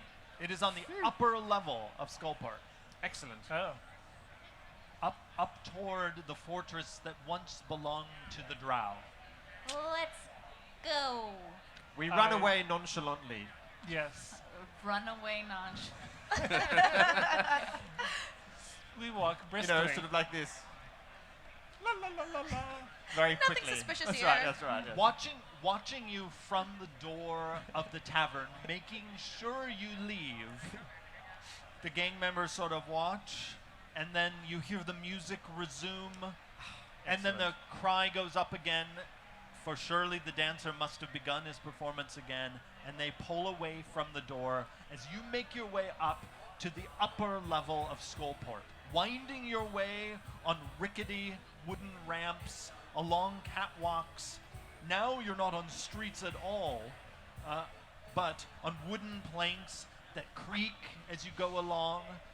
The wind that blows in from the sea caves hits you harder up here and you shiver. Even though you're no longer wet from your ride in earlier, you're still cold here in this strange place with flame skulls bobbing around, and you make your way to Nightshade's Caress, a shop that has blackened roses around its front window, and you see in the display through the glass a skull with a goblet, various vials, and over the skull there's just the only sign you see is just the words scrawled in common: medicine. I like tug at your cloak and I'm like, I could have taken him, right? You could have like, done you it. believe I could have? I believe in you. Yeah, you could have Okay. done that. I wasn't running away from a fight. That was No. for their own good. Yeah, yeah. They would have all You would have died. took them all out. Yeah, Yeah. for sure. Okay. So are So- we gonna go? Like, can we Do go you, in? do you go in? Okay. All right, there is a little ring as you go in, and inside this shop, unlike the zombie shop earlier, is reasonably well lit. There are candles flickering all around. There is a counter behind which there is a hunched over figure with a black cowl that hangs so far forward that you can only see her chin and lips. Behind her and on all the walls around the shop are vials that are neatly arranged, every one carefully labeled. And coming from under the cowl, you hear the voice, Welcome. How may Nightshade help you today? I step forward. Nightshade, I believe that recently you were called upon to bring aid to my brother. My twin, he looks very much like me, at the Flagon and Dragon. Can you tell me what happened? Who is your brother? and at this point, the cowl is still hanging over so that you only see the dry, cracked lips. And there's a big mole here with black hairs sticking out of it.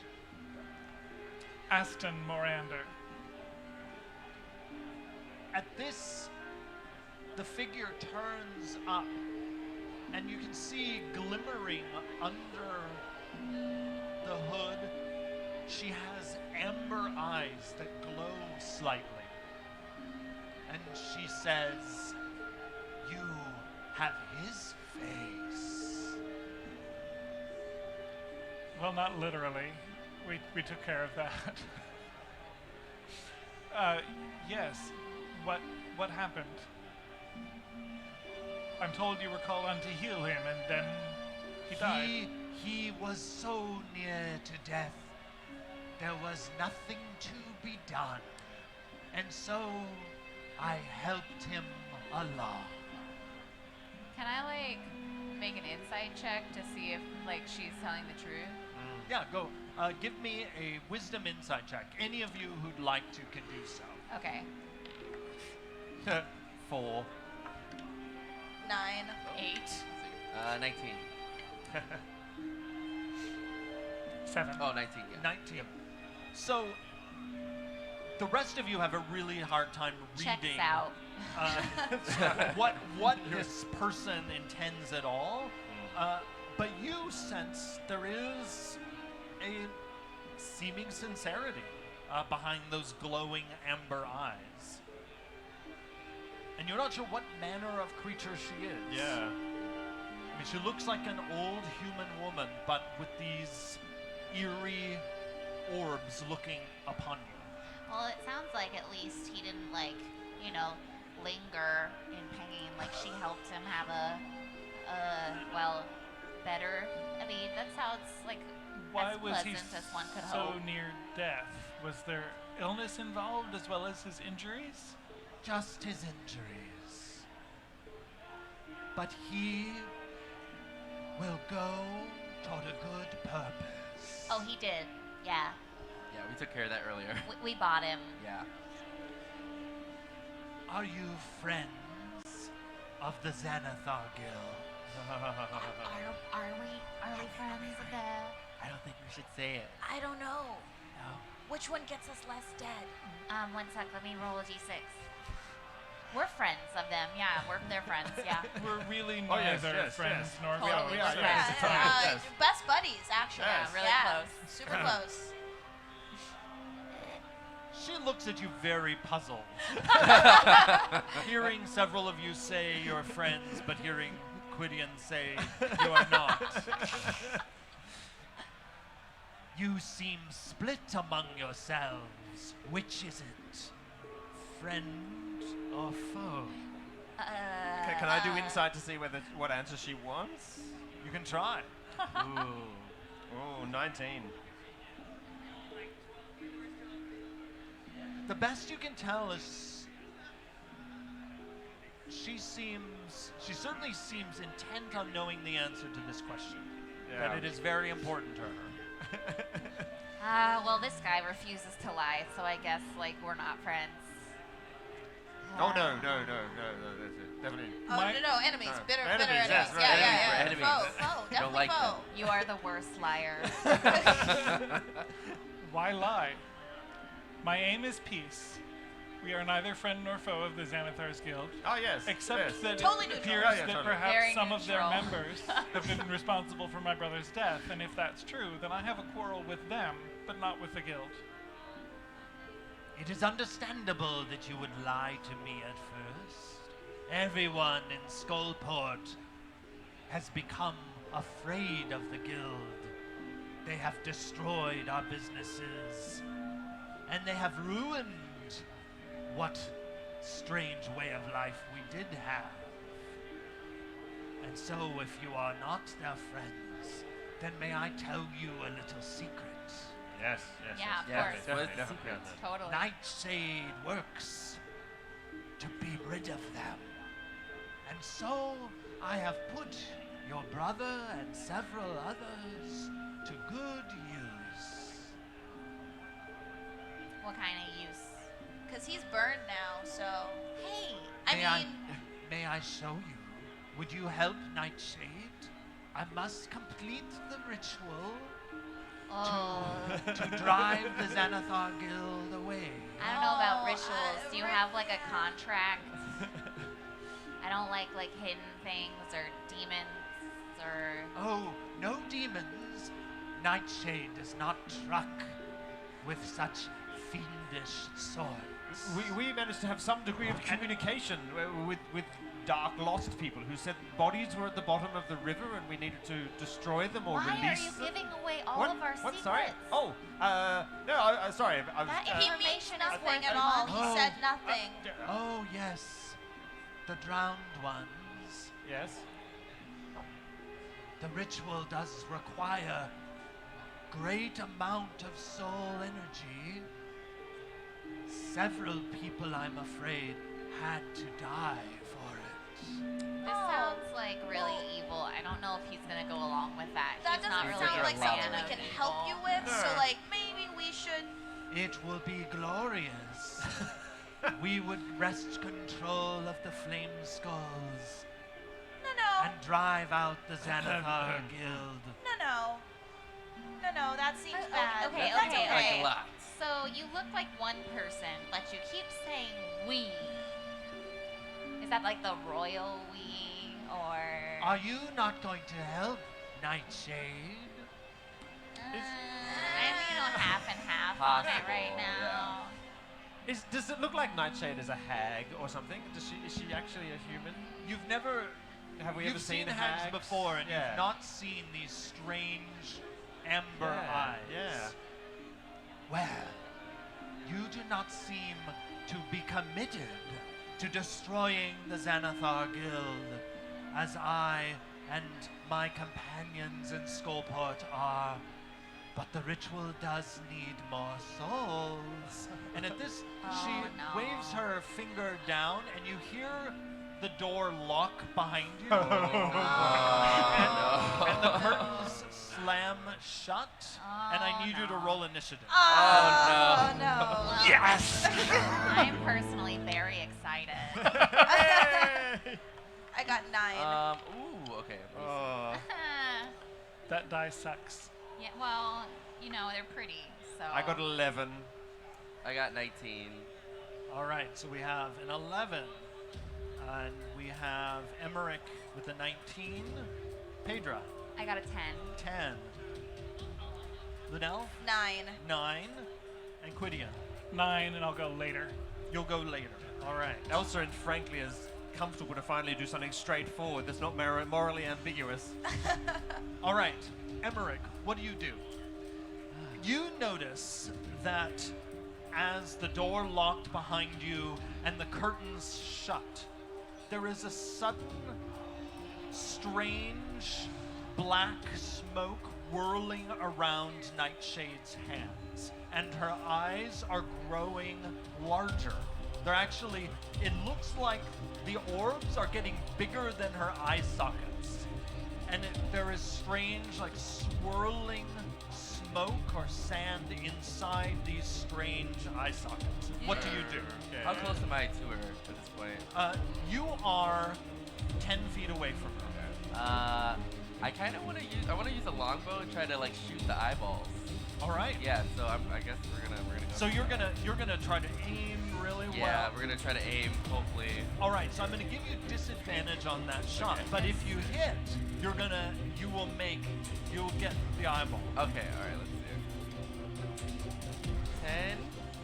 Again, disadvantage. Oh yeah. Oh. Crit. Fail. All right. So you let loose an arrow. It sails past Nightshade's head, hits some of the vials behind her. One of those vials shatters, and this luminescent greenish goop sprays out, hits the floor, and you can smell this pungent ammonia-like odor, and you can see that a hole is being eaten through the floor. You do not know why it wasn't eating through the vial, but for some reason it is now eating through the floor. All right. Good. As that happens, as she's just standing there, it's not her turn yet, but her mouth sort of opens up and it begins to also get wider, and you hear sort of her jaw popping as it gets, and there is something moving inside her mouth. Probably. All right, Elsarin, what do you do?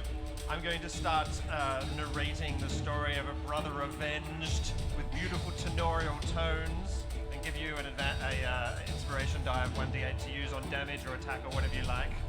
I draw my rapier with a beautiful sweep. My cloak flies out and blooms gracefully behind me, and I attempt to plunge the rapier right into the whatever soft bit of this thing I can hit. All right. Oh yes, 23. Ooh, that is a solid hit. Excellent. Oh, maximum damage of 13 hit points to its face. All right. So as you hit, your rapier pierces through the black robe that Nightshade is wearing, and there is strangely not much give underneath the cloak. But your magic rapier glimmers a bit as you go in, and she takes all of that down. But And now do I look good doing it as well? Do I look great? Like, swoosh. you look fabulous. Inspiring, one might say. And as you withdraw your rapier, her eyes, which now are twice as big as they were before, and her whole skull continues to make sort of a cracking noise as her eye sockets get bigger and her mouth is getting bigger, and something is starting to pour out. Her eyes glimmer at you, Elsarin, and I need you to make a wisdom saving throw. Well, fortunately, I dumped on wisdom, so I have a -1. And I rolled a 2, which means I get a 1. All right. So you suddenly go totally still. Yeah. And you are absolutely paralyzed with fear, and literally paralyzed. Yeah. Oh, And no. in your mind, you feel like you're drowning. Whoa. And it's that same feeling you had on the street around the spirits, and you all can hear him sort of like catching his breath, as gargling, standing there utterly paralyzed with fear. Then she steps forward and reaches for you, Emmerich, with this hand with the strange swirling blackness around it. I would like to give her disadvantage, interposing my shield. All right. I rolled a 16 on each die. And So what is your armor class? 14. Oh yeah, she's gonna hit with a 21. Okay, all right. Ow. All right. So she reaches in, grips your neck, causing 10 bludgeoning damage, and then you take 10 necrotic damage for a total of 20 damage. Ow. Okay. And now you must succeed on a Constitution saving throw. Oh, yikes. So scared. Oh, okay. So 8. No, 9. 9. All right. So you suddenly feel this chill weakness rippling over your body, and your hit point maximum goes down by 10. Oh, Huzzah. And good for those of you who can cast healing magic, you also have this strange sense of your life force ebbing away. You cannot be healed. Oh no. Rip Emmerich. Well, I'm gonna be gone pretty soon. F's in chat. And at this, once she pulls her hand away, she says, with her gleaming eyes looking at you, she says, "Your soul will be a mighty addition to the ritual." All right, Pedro, what do you do? It's just 20. Oh, 20. So I see this horrible, weird-looking lady try and steal the soul of my beautiful friends, and I draw my weapons and I say, "Not today!" and glad to be finally fighting. Do I have allies within 5 feet of her that aren't frozen with fear? Okay. Emmerich is right next to her. So that means that I don't need advantage on the attack roll to do my sneak attack damage. So I'm just gonna wait. This one's bad, right? We'll use this one instead. Okay. All right. That's 18 plus 3 is 21 to hit. That's a mighty hit. Okay. So let's see. I do my rapier, which is 1d8 plus 3. I'm so not used to doing dice. So that's 9 damage with that, and then the sneak attack is 46. Woohoo! And is this a magic weapon? No, unfortunately, All right. it's not. Oh, good. Yes. 2, 5, 7, 16 damage, non-magical. So that's the total. That's the total. All right. So you strike, and you have the same feeling of there not actually being a full body underneath that robe, and so your damage is halved because Good. it's not magic. I will use my bonus action to disengage, and I'm gonna go back and like dance around by my paladin friend and be like, "Can't get me, can't get me, can't get me." All right. Next up, Lunel. All And right. after that, Quidian. Hopefully I'm far away from this scary You're lady. 10 feet back. All right, I'm 10 feet back. You're standing next to your paralyzed friend. Ah, well, that makes me feel so great about life. I'm going to cast Ice Knife to try and poke one of those eyes out. Just I feel like that would help us here. And again, if you want to get that precise to Yeah. hit that small target, I'm Yeah. going to impose disadvantage on your attack roll. Well, it's hard to be okay, yeah, great. But does 9 hit? No. So the ice knife goes out and hits some more of the vials, doesn't break them, instead causes a sheet of ice to form for a moment over them, and then it almost immediately begins to melt. But it does say that the ice will explode and the creature has to make a dexterity saving throw or it takes 2d6 of cold damage. But that's any other creatures nearby, right? Crap, yep, you're right. Oh. No, the Then that's- target and Oh. each creature. The target and each creature within 5 feet. All right. Hit or miss. Yep, hit or miss. So that's you too. That's you too. And like a whole lot of poison vials. which are full of Goodbye. acid I'm gonna be stuff. gone pretty soon. All right, so what's the DC? 13.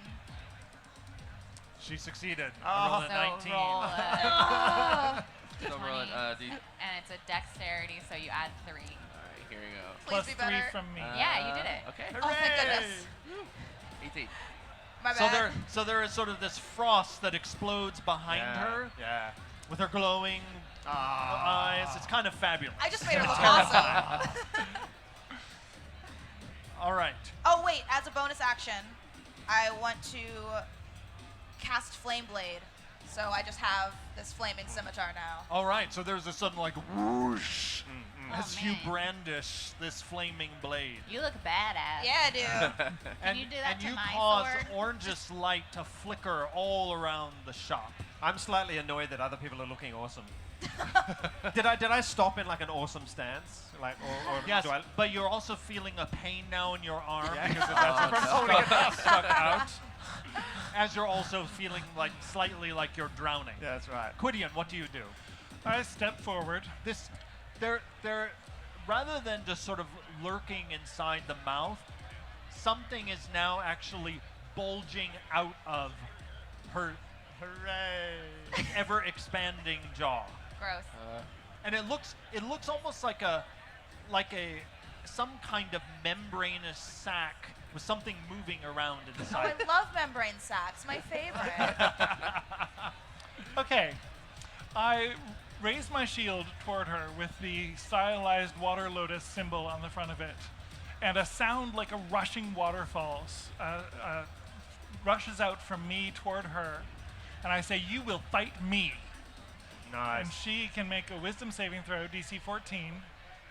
This is how my All right. first character died. Second character died. Here, I'll roll this out in the open. Oh! I rolled a 20. 20. Great. Oh my god. Why are you like this? She is not compelled to fight me. Hopefully she is still incentivized to fight me. And that was a bonus action. So I will then swing my flail at her. Well, first I have to produce my flail, but then I swing it at her, saying, "You horrible fiend of the netherworld, get back where you came from." Oh, I'm 8 inspiring, can I just say? That's very impressive. You're like, oh, You're very that's inspirational. I'm like, It's a 16 to hit. That hits. woo! I'm smiting. I'm smiting a lot. I'm doing the big smite. Smitey smite. This is just like when you killed your brother. Remember that when you killed your brother? That was like just a few minutes ago. Ixnay on the other brain. The non-magical damage from my flail is 10. All right, so that's halved. Then the radiant damage from my smite is 14. 14. Okay, that is not reduced in any way.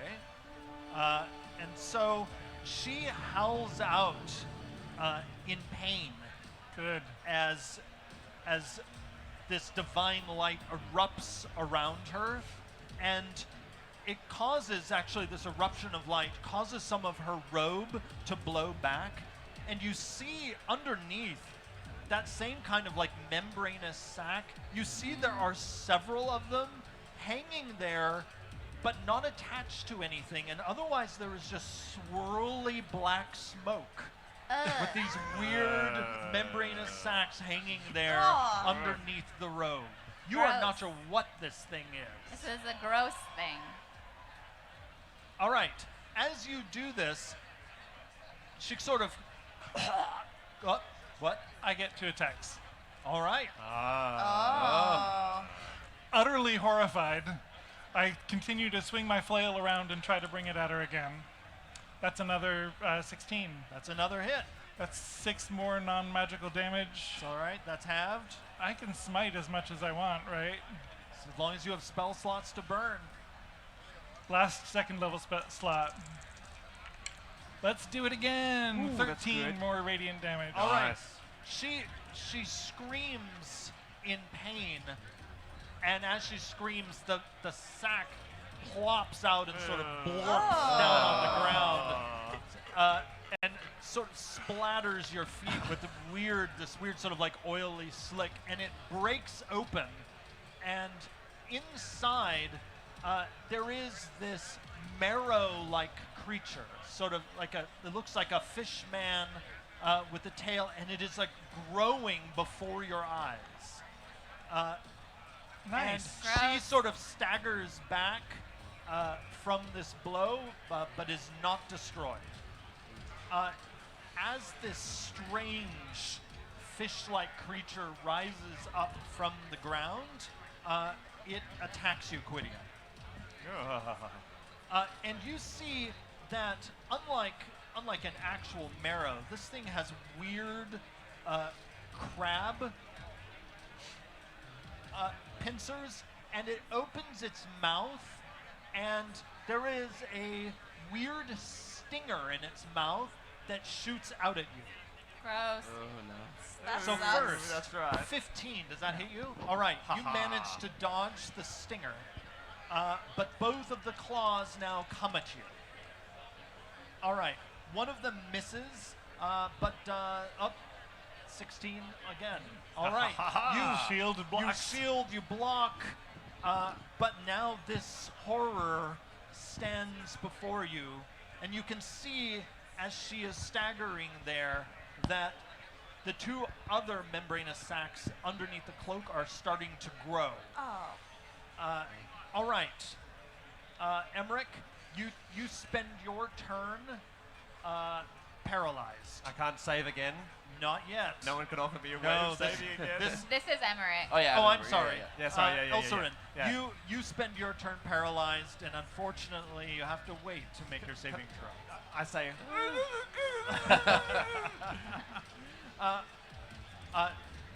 Emmerich, what Yeah. do you do? So at this point, yeah, I got a lot of damage. So I want to like get in there with my short sword and try to see if I can get those sacks before they start growing. All right. So let's see if I can do it. I don't know. I'm nervous again.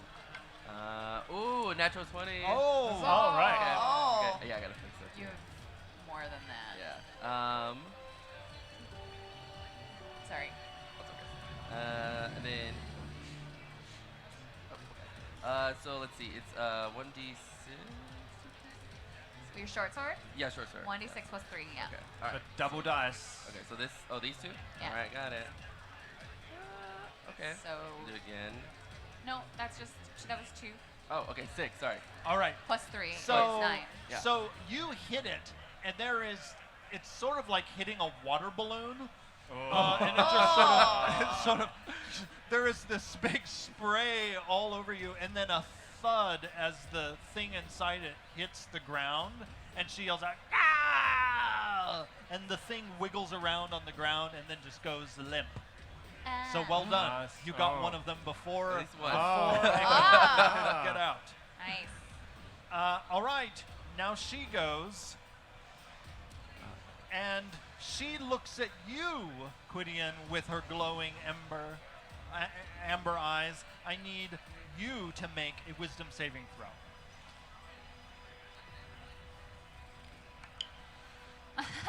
Inspiration die, can I use it on saves? Yes. 21. 8 Look at on the you. inspiration die, thank you very much. Oh, phew. Oh, was that? Okay. All right, this chill washes over you, and for a moment you can taste seawater at the back of your throat, but you fight it off. Then she reaches for you again, and she says, "Come here with that tasty soul," Gross. and gets a 17 to hit. Oh, yeah. Oh no. So you take 10 more bludgeoning damage Ooh. and 10 necrotic damage. Okay. Wow. Still standing? I would like to take that damage 12. instead. Oh. You're, So oh wait, you- he's are taking you- the damage I for use you. my reaction do? Okay. to 32. activate my aura of the Guardian. How noble. I appreciate Isn't it. Thank you. Isn't he lovely? I'm very hurt. Preemptive healing.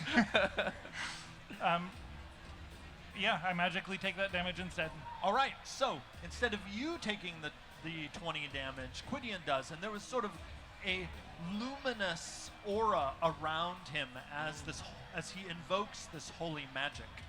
But now you take this damage, but you still need to make a Constitution saving throw, Emmerich, from her touch.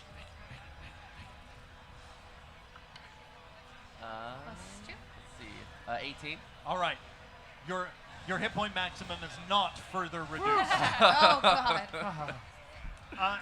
And then, Quidian, because you seem to want that damage, Yes, she reaches bring it. for you and gets a natural 1. Does she smack herself in the face? That's right. All right. One of the sacks Pedro, what do you do? swings up. So there's that like crab pincer claw Yes. thing. I'm gonna like mentally think that it's like shorter, like me, and so I'm gonna like look at it and be like, pick on someone your own size, and I'm gonna attack that guy. All right. Is there? Because it attacked him, right? So there's an ally within 5 feet of it. Yep. Okay. So that plus 6, so that's 19. That's a good hit. Okay, so I hit with my 1d8, and then I also get all my sneak attack damage. Oh my god. Alright, so 6, 7, 8, 9, 10, 11 damage. And unlike the creature that spawned it, this creature takes all of that damage. Yep. And it makes kind of a gurgling hiss as it feels that pain. I will use my bonus action to disengage and duck behind this guy again. All right. Perfect. Linnell, That's what you're supposed to do. Yes. with again your As amazing I'm- flaming sword. As I'm holding this flaming sword and feeling really awesome, I'm very angry that this angry woman is keeping me from the love of my life back at the tavern. So I point at her and cast Hellish Rebuke and say, "You're a bitch!" and now, Hellish Rebuke is actually something you cast in response to something. oh, To That's taking a reaction. damage. to taking damage? Yeah. Oh no. Well, then can I just slash at her with my flame blade then? Absolutely. All right, I'm gonna Let's do see that. that fabulous sword in use. That fabulous It's a sword will different be in kind of use. hellish rebuke. Yeah, with literally just fire. You say that anyway. But, Yeah. but you've given me the idea to make sure I damage you so that you can. Right, yes. So I rolled a 19 plus 5, so I'm guessing that hits. Oh yeah, easily. Wonderful. So there is wonderful. this whoosh as your hair flowing back, your flame arcing through this dark shop. That is 6 plus 4, so 12 Good. flaming damage. All right. So you hit, and there is this deep, guttural scream as you discover she is vulnerable to fire damage. Oh! And so that damage is doubled, and she just erupts in fire and is suddenly a pillar of fire. The fire licks up at the ceiling of the shop. It burns. For a moment, it turns a strange pink, then a blue, then a green. All her screaming, and then it just goes out, and all that remains of her just crumples to the ground. And I'm like, Nice. yeah, what? But the creature there with the pincers still stands menacingly. Quidian, what do you do? I swing my flail in its stingy face. That's only a 9. That is not going to hit. That was just to psych it out. I'm making my second attack. That's a That's 22 better. Woo, mighty hit. for 10 damage. All right. It again hisses in pain, but it is still standing, and now it attacks. It turns its mouth toward you, Lunel, and fires a stinger out of its mouth at you. Because you just killed Mama. All right, but only 11 to hit. 13 is my... All right, so you jerk away, and you hear it shatter the glass of the window behind you. I low-key wanted it to damage me so I can hellish rebuke it. Come on, something hit me. I Go tried. back I want to light it aflame. All right, then one of the pincers comes at you, Emmerich. Oh no. It'll be okay. You have been a mighty warlock tank. Someone has to die. Yeah. Oh, I rolled a 20. Oh. Goodbye. All right. And so you take, thankfully not too much damage. You take 12 damage as it pinces, and it grapples you. So you are now held fast. I would like to use my reaction to rebuke the violent. Yes. It gets to make a wisdom saving throw. 16. It succeeds, so it only takes 6 radiant damage. Oh. All right. So divine light ripples over it, 20. and it screams in pain. So you're held fast, and now it tries to grab for you, Quidian, to hold you in the other pincer, but gets only 9 to hit. No. All right. Halfway there. And my paralyzed friend, please make a saving throw. Yay! I'm not automatically free because she's like burst into flames. Okay, I have luck, so I'm going to use it if I need it. I'm going to roll once. A 20! Yay! You have broken free. Excellent. Emmerich, what do you do? Okay, so am I still being like grappled at this You are point? grappled. So all that means right now is your speed is 0 unless you get out of the grapple. Okay, But it doesn't inhibit your ability to attack or okay, cast I'm gonna spells. try to Killing I'm gonna, it would I'm also gonna try get to you out of the grapple. I'm gonna try to do the short sword again and see if I can like stab it like while like I'm in place. So let's see if I can do it. 8. No. Plus, What? Well, yeah. plus 3. 11. So you stab at it and it brushes your strike away with its other claw. Of course. Aw, bummer. All right, Elsarin. Now Really? I can do something? you can do something. Who is there I can stab? One crabby thing? It's this strange crabby horror. I just feel so frustrated. Does it look evil? It's a big fish guy with crabs I'm gonna- shooting stingers What, out of its what mouth. looks evil? That's right. I'm going to try and smite it just in case it is evil. You know that sort of top note at the high bit of Nessun Dorma that Paparoni. But yeah, like that, but sort of a bit choked because I was a bit paralyzed, so it doesn't quite come out as impressive as I want. But I come thrusting forward, going to jam my rapier right through whatever softest bit it has. So I get a 7, so I'm going to use luck immediately. And I'm going to get a 1. Oh my goodness. So Vichita! Yeah, and I only get 13 on the roll. All right. No, you. I'm so sad. You all see him apparently trying to do a dance number. Now is not the time. Pedro, what do you do? I also am I inspiring at least to someone by that sort of action? No. No. Okay. No. I'm inspired to do better than you did. I dart back out very quickly from behind Quidian, and I look at my party and I look at the creature and I'm like, I'll finish this off. Yes. And I'm just gonna stab it again because I like stabbing it. I want to do well on this, so I'm gonna use my inspiration that you gave me. 13 plus 6, 19 to hit. That's a hit. Woohoo! Okay, so that is 7, 8, 9, 10, 11. Ooh, 17 plus 3 is 20 damage. Yes. Whoosh. All right, Nice. so you slice away fish meat flying out, landing on the counter, almost getting ready to prepare sushi, and the creature crumples down to the floor dead. Yay! Yay! Huzzah! And So was that? as this happens, as it hits the ground, it starts to dissolve back into the black ichor-y liquid that splattered out upon its birth. And as things go silent here, and the only thing you're hearing is the crackling of Lunel's flaming sword, you can hear suddenly whispering coming from the back room of the shop. Help us. Please, help us. I think we Help should us. just light this whole place on fire. Help us. I rushed to the back.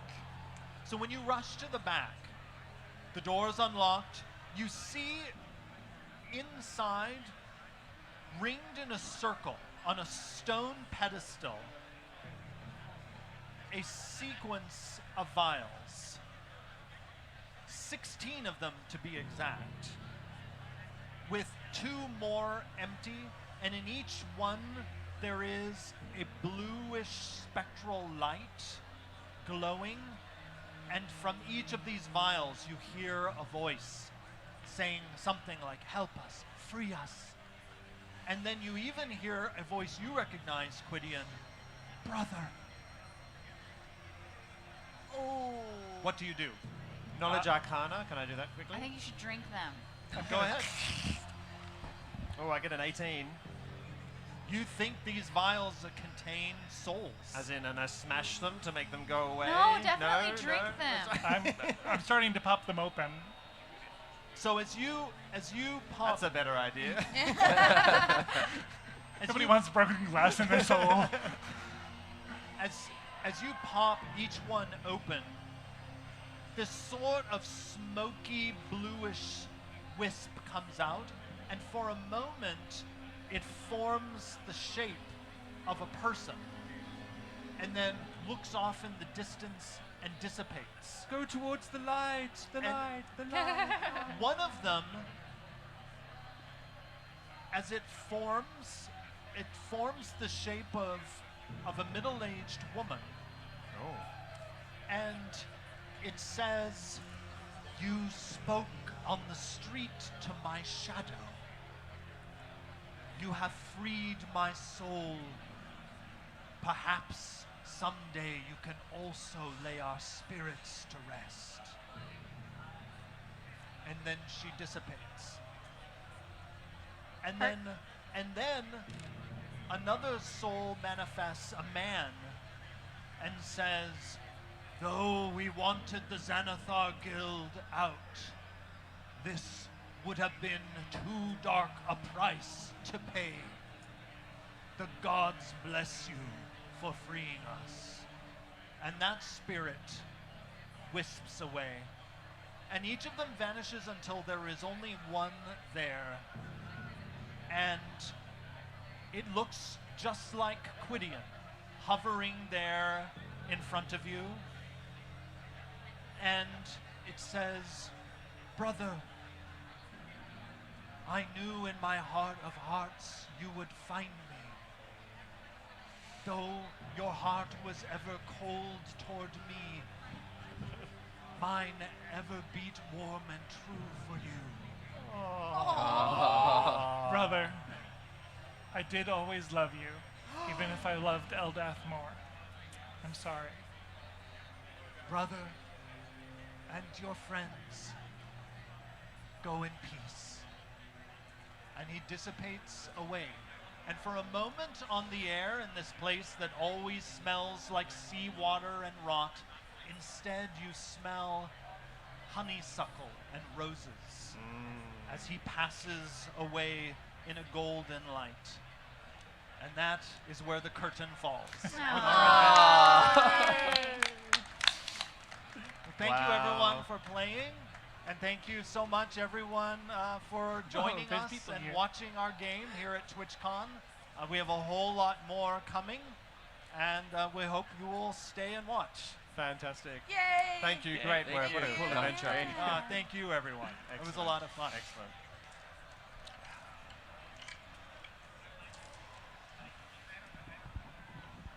That was cool. Okay. That was good.